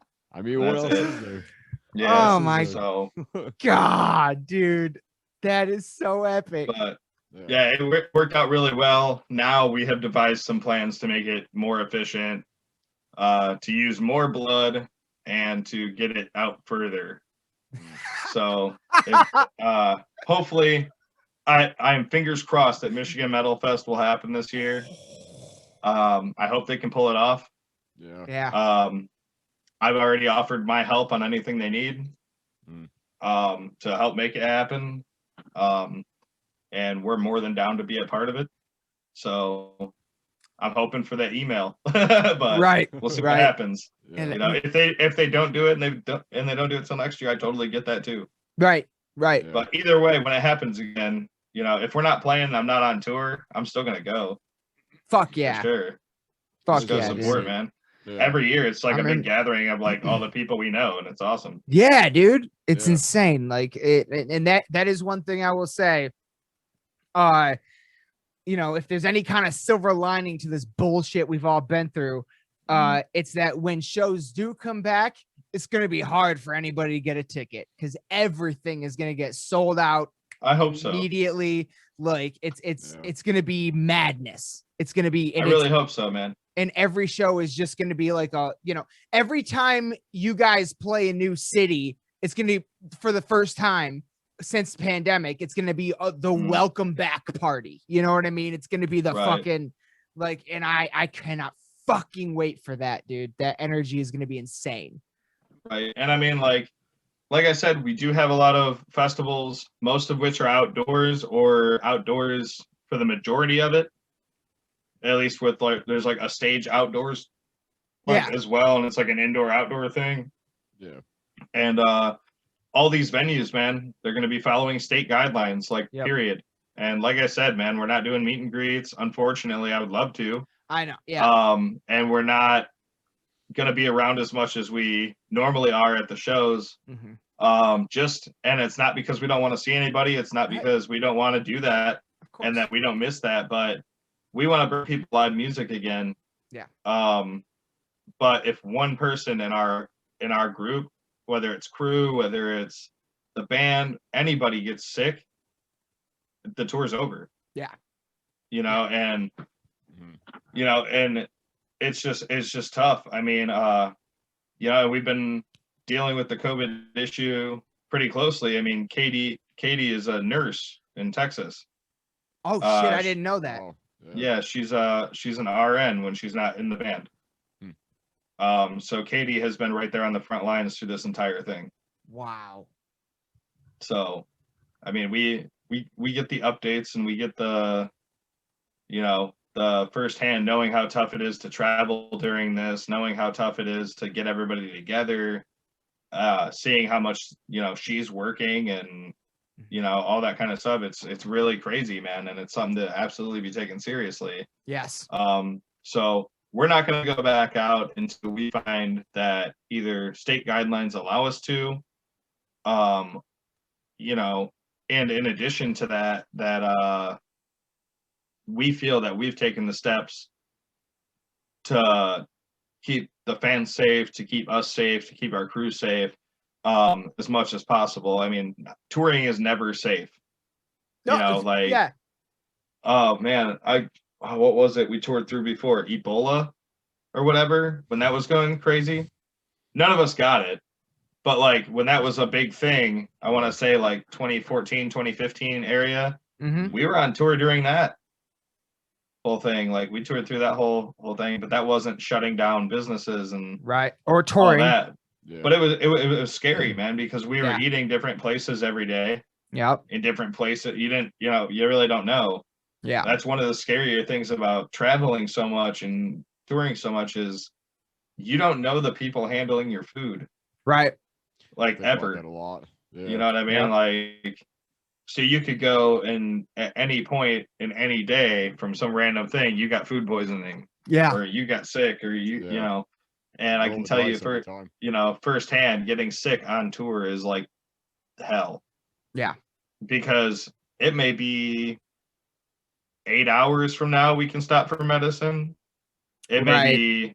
may be 3 days from now we can get you to a hospital without missing a show. You Right. know, like I tore ligaments in my ankle before a show loading in one time, and I had to play the show and then go to the hospital. And Jesus.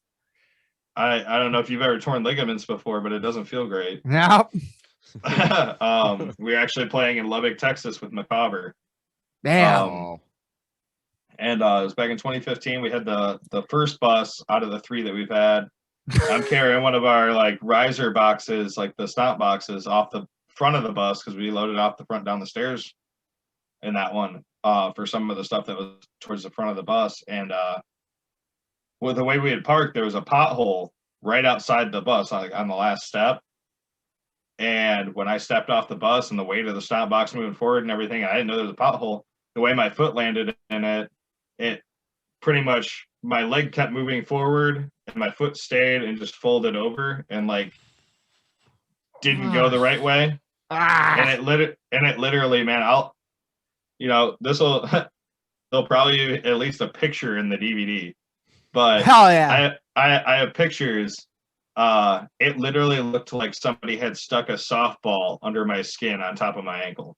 Oh my God. Jeez. And what we did was Katie was a nurse, man. She's like, it's broken. That's broke as fuck. Like, that's bad. Like, we need to go to the hospital now. And I was like, if we don't play the show, we don't have enough money to get to Oklahoma.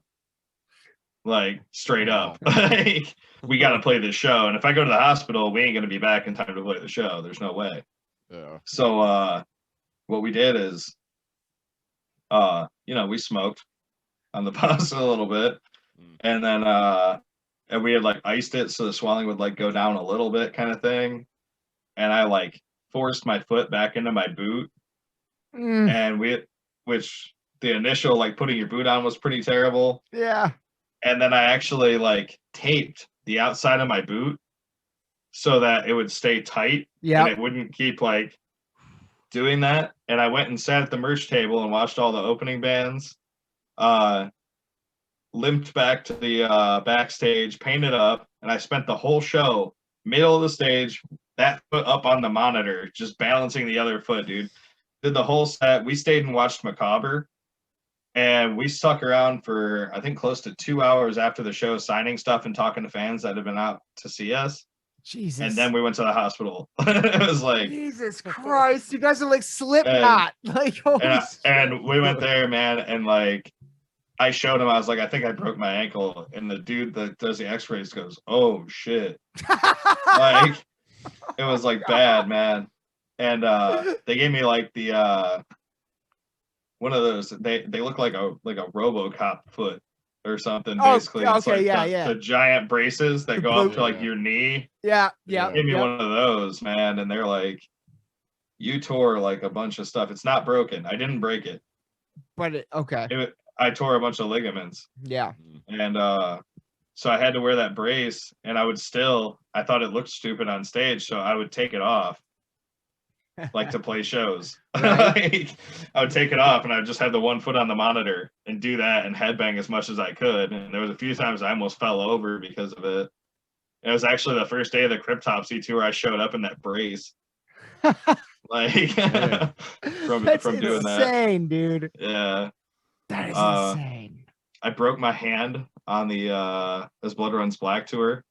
I got drunk and punched our trailer. And I just destroyed my hand. So I had a cast. You can still sing with one broken hand though, so Yeah. You know. it's So I had better than cast. a foot. Yeah. So as you can imagine, like a coarse painted dude with a fucking arm cast looked real brutal. And so I think it was I think I was supposed to leave it on for like a month. I think it was a week into the rest of the dates, and we cut it off. We like cut it off backstage. Oh my God. Like, Oh I'm like, God. I can move my fingers. It's good enough. Cut it off. But no, Oh, that's fucking good times, brutal. man. Good That's- times. God, you guys go harder than anybody. With everything, with all of like the van troubles, with all of like the the bones over the years, with all of like the like what kind of like when you're kind of like going through the shit, like when things are kind of happening, like what keeps you going? Like what's the thing that like like I mean, how do you I guess really like, enjoy doing this. right. Like, I mean, to me, I kind of always try to think about it from like a fan aspect too. Like, if I was a fan and I heard that like the singer like broke his ankle or something, like I would think it was pretty metal if he came out and played anyway.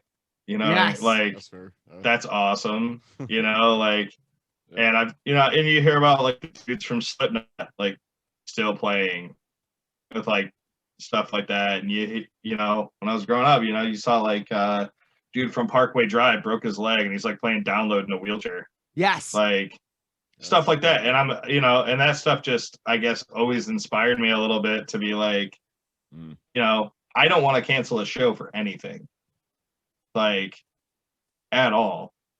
So unless it's an absolute like emergency where I don't have a choice, we're playing. Like straight up. I don't, even if we have to do some like home surgery in the back room or whatever before we go on, I mean it is what it is. Super gloomy shut, bro. Just super gloomy shut. Yeah.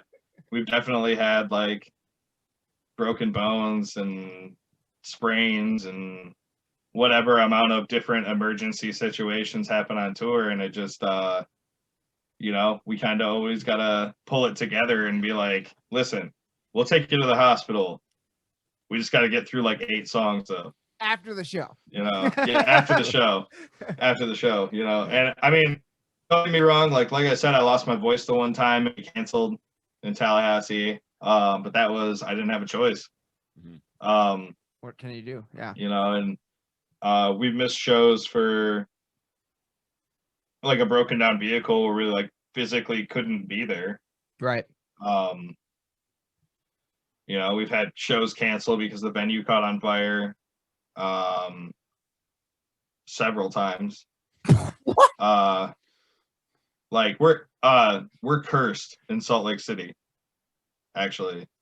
I think we've been booked there 7 times and we have still not played there. Whoa.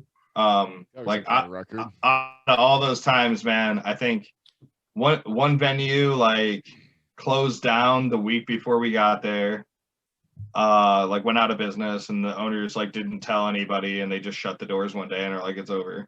The fuck? We had I think 2 different venues have like electrical fires like the night before our show. Oh shit. We had a couple that our vehicle broke down and we couldn't make it. But my favorite one, and then we'll like wrap this up or whatever, was we were on the OTEP tour, the first one, and we had to make money because we weren't paid on the tour, like at all. It was just merch. So we any off day we had that OTEP wasn't playing, we would book our own show. Okay. Like, in between, yeah, sure. Yeah, and just try to pick up like some money in between. And we went to play Cheyenne, Wyoming after Fort Collins, Colorado, and then we were gonna, so it was like up, and then we'd go back down to Salt Lake City. Okay. And none of the drives are that bad, and we have a really big fan base in Cheyenne. Okay. Because we've had band members from there in the past. Oh, nice. So we went to Cheyenne, we played the show, and it started snowing when we played. Okay. And you know, we've seen snow before. It's whatever. It's You're snow. from Ohio. Of course Yeah, you have. and we had a bus, so we're like, Right. we're fine. No problem. Like, Right. you know, fuck a blizzard, you know. Yeah. And so Midwest. we're yeah, it's snow, man. Just drive through it. Yeah. Yeah. So it was like it's snowing pretty bad, and we played the show in Cheyenne. It was an awesome show, man. And we're getting ready to leave, and they're all like, "You sure you don't want to stay here, man? Like, it's really bad. It's getting real bad. It gets real bad out in the plains and stuff. Like once you get out of the city, because it's all just like nothing. Right. Open. So it's Yeah. like all the drifts. Like if you can imagine, like out in the country in Michigan, Yes. they get real bad. Yes. Well, Yeah. when you got 70, 100-mile-an-hour winds with that kind of snow up in those elevations, like Holy- Cheyenne, and it's blowing across, you know, thousands of acres with nothing to stop it. Yeah. No trees. It gets real ridiculous. So we start driving anyway. We're like, no, we're going to Salt Lake City. So we leave and we're driving through the night, man. And like you can barely see 10 feet in front of the bus. Mhm. And we're cruising like through the mountains Oh God. in the school bus That's intense. with, you know, with Ron driving, who had never really been around snow because he's from Houston. Oh Jesus Christ. And like we're like flying down these mountains and stuff. Like I even remember stopping at like I think it was like a Pilot or something up there, and we ate at like Wendy's, and it's like the middle of the night, man. We're sitting there in the Wendy's, and we're like, what do we do? Like, do we keep going? Like, what do we do? And you know, Ron's like, well, we haven't died yet. We're good. Like, we're gonna make it. So we're driving, dude. We drove like into the next morning, and we're cruising down 80, 90, goes all the way out there. And we're driving, man, and all of a sudden, like traffic starts slowing down, and it's like a straight, like, you know, you see like sandstorms in movies or whatever. This is like a complete whiteout. You could not see out of any windows. It was just white. Oh my God. And it was like, what is happening? Mm. So we end up stopping on the highway. Everyone is stopped on the highway. And we were parked on the highway, and we didn't have heat in the bus. And we parked behind, it was like a livestock transport truck. Oh my God. So, like all the pigs and stuff in there. And you just heard them screaming like Yo. these horrid noises, Yeah. like freezing to death Oh my Like- God. in the back of this truck. And that's all we can hear in the bus. And we're like freezing in the bus, and we're stopped on the highway Oh my And- God. for 4 hours, I think. We were stopped like that in a whiteout. I mean, it snowed so much that, like, you know, you'd like hop off the bus to go take a piss just right there on the highway, like in between cars and whatever. Right. Disappeared. And like, dude, you'd like hop off the last step of the bus and sink to your knees in snow on the highway, like in the middle of the road. Holy shit. And, we finally got moving, and it was like a police escort thing, and they got everybody to take the next exit. They shut the highway down, and they put everybody in this next exit to, it was called Green River, Wyoming. Okay. Literally a truck stop, a trailer park, and 2 hotels. That's the whole place. Smallest town And- you've ever seen, basically. Not even a town, man. Just like Just- a truck stop with a fancy name, basically. Oh And we pull in there, and we told the cops, we're like, we got to get to Salt Lake City, man. Like, how do we get out of here? Is there another highway? Is there anything? And he goes, you're staying here tonight. And we're like, dude, we ain't got nowhere to stay. He goes, well, you get a hotel or you sleep in your vehicle. Wow. Like, period. And so we went and we got like a motel. We talked to like everybody there. We were making trips up to the truck stop to like talk to truckers, because we're Mhm. like, they know a way out of here somehow. Like, Right. they're not playing. Even they were like, dude, we can't get out right now. We're like snowed in. Wow. Nobody can leave. Like semis can't make it through this. Holy And shit. we're like, man, what are we gonna do? So we stayed there overnight, and It was the next morning. It was supposed to be the Salt Lake City show, or no, we missed the Salt Lake City show because we couldn't get out that night. Cursed. And then the next show was a day later in Jerome, Idaho. Oh my God. So it was like way up Didn't in easy. the middle of the mountains. We had to go through this whole mountain range to get there. What the fuck? And we talked to a bunch of truckers and stuff, and they still had the 80/90 was shut down still in the morning, Okay. and it was still snowing. Oh my God. And we went up to 80/90 to try to get out, and the cops were like, "You need to turn around and go back to wherever you came from. You're not leaving here." And we're like, "Dude, fuck that. We got a bus. We're leaving." And they're like, "We will arrest you. Go back." And so we had to turn around, went back. Before we even left that morning to try to get out, we had to go walk to the truck stop from our hotel because it was so cold. The bus's axle froze. Oh in my the drive God. shaft and stuff.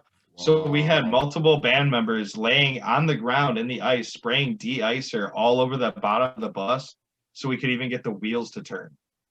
It was frozen to the fucking ground. Oh ice. my God.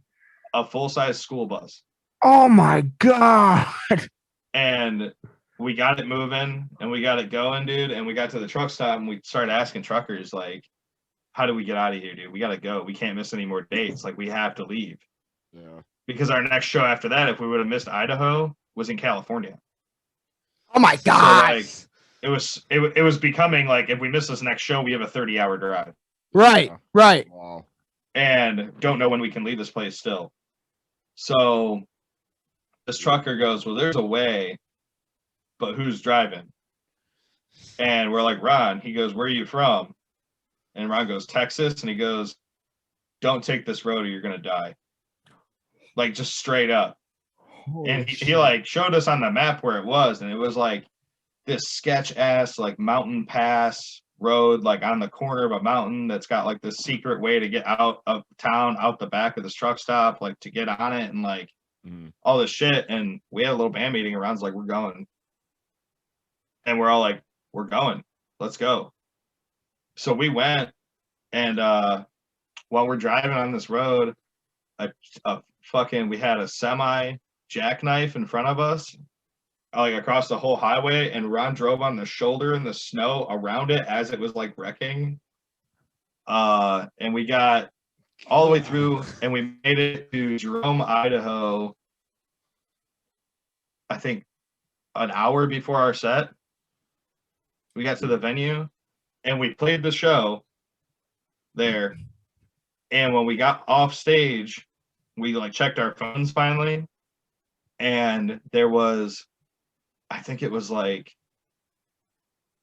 this, it was like a huge pileup of cars on the road we had just taken. Some of the cars had gone like off the side of the mountain. There was like multiple casualties. It was like a 70 car pileup or something like that, with semi, like all kinds of shit, man. And it happened like within a few miles of where we were, where we had just passed, like on the same road we were on. And it was just crazy. But it was nuts, man. You defied fucking death to play that show. Dude, so many shit, man. I mean, we could have like literally a running counter of how many times this man's almost died. Like, not even. Oh my God. That is, man. Yeah, I can't think of a better story dude. Yeah. Jesus. And after we get off here, I will literally send you pictures of some of the shit we talked about. Fuck yeah. Oh, please. It's dude. ridiculous. That'd be amazing. That'd be amazing. Dude, I mean, this like Aaron and I always joke. We're like, all right, we're just gonna do an hour, and then it always ends up being way more. But dude, thank you so fucking much. No problem, man. Thanks for having me. Dude, any fucking time, man. We love talking to you. Maybe next time we do one of these, I can get more of the band members here with me. Oh my God, that'd be. So, I would love to nerd out about Children of Bodom with Katie. Like, that would be fucking awesome. We'll see what we can do. You know, a lot of us are going to be together here in a couple weeks, so we'll see what's up. Fuck yeah, man. Just let me know. And I think I met somebody that knows Ron, I think. The guy, Okay. Brian. Do you know Scream at the Sky? Brian Carter. Yeah. Yeah. Yeah. Yeah, I know Brian. we had him Yeah. on a few months back, and he said he knew you guys. So that was Yeah. really cool. Actually, Ron and Brian run a screen printing shop together in Texas. Oh, cool. Oh, yeah. Oh, cool. Brian used to be in Dead Horse Drama. Okay. I don't know if you remember those guys. A little bit. Yeah. I remember talking about that. Ron and Brian have been friends forever, and they live like really near each other in Texas, and both play bass, and they both play Spectre and have endorsements through Spectre, and like That's the whole deal. But like even like when we meet up sometimes to practice in Texas, we practice at Brian's house. awesome. Wow. Oh, wow. That's awesome. Yeah, so we definitely know those guys. Hell yeah. They're great. And they honestly, they just hit us up and to do like a Dark Reflections reaction thing. And Right. he ended up wanting to be on, and it was great. Really cool guy. But Hell yeah. but yeah, man, like I cannot thank you enough for being on now twice. This is your second appearance, Yep. and I can never ever thank you enough for your time tonight and all the fucking bands that you sent our way, man. Some of the Yeah. greatest. I'll keep sending you guys bands, man, for sure. Man, thank you Please so, do. dude. Yeah. Like it is. You have no idea what that has meant to me. Like going through this fucked up year, like it has just been everything to me. So. And like I said, tomorrow morning you guys will have a new Convalescence video as well. Oh So, God, I can't wait, dude. Thank we're you. only hours away now. Hours away, literally, yeah. Yeah. Thank you so fucking much for your Yeah. time, all your time. Hey, no tonight. problem, man. Thanks for having me. Dude. All your amazing stories. This has been one of the best podcasts we've ever done. So thank you so much. And I will end this Always- recording. It's always inspiring, kind of, just hear it, because like that's kind of one of the things I always enjoy is like just having people on, just hearing their stories about stuff, and it's just super inspiring, just hearing like, kind of everything that you guys have endured, and like all the ups and downs and stuff, man. Like it's just thanks for being on and like sharing that with us, and just just having this time. Yeah, I mean it's cool. It's cool for me, and cool for the other guys to sit here and tell some tour stories that our family members and close friends haven't heard a million times. They're going, "Oh, there he goes again, man." Yeah. two beers and we're back in Texas. So Fuck yeah, man. Thank you so much for being on, and can't wait to have you back on again. Can't wait for all the new Convalescence material. for sure, man. Everybody check out the Monument of Misery album, The Making of and Rituals of the Damned, both documentaries on Amazon Prime right now. Check them out. Links in the description to everything I can come up with below, the all the merch, website, social media, everything will be in the links below. Thank you so much, Keith. This has been amazing. Awesome, man. Thanks for having me. Absolutely. All right. And when I promise, do we not deliver? I mean, that fucking story about the snowstorm and shit, and like, god damn, that shit blew my mind. Like, some of the stories he told on this absolutely floored me, and that was just absolutely amazing. We had so fucking much fun, and we can never ever thank him enough for all the stuff, all the bands he sent our way, for being on our show and fucking waving the Lost in the Dark flag, man, because that that means the world to us. I can't believe it. Like it really, like, I wake up every day, is that real? Is this happening? Do I have a podcast? Like, what the fuck is going on? Like, all of this really just absolutely beside myself. Can never put enough gratitude out there to all these people, because it still blows our mind that anybody even wants to be on our show, let alone these amazing fucking incredible musicians that we really look up to and we really love what they do. Yeah, this was just unbelievable fun. We can never thank Keith enough. We can never thank the Convalescence enough for everything, and I cannot fucking wait to see this documentary they got coming, to hear the next album. Like, it's gonna be the shit. The Mad Notes, baby. The Mad Notes, my friends. All right. So, man, it's goddamn. It's still that one still floors me, because it was just so goddamn much fun and turned out so well, and we all just really enjoyed it. And I hope you all enjoy it as well. again, links below, links in the description below for everything. Their website, their merch sites, their social medias.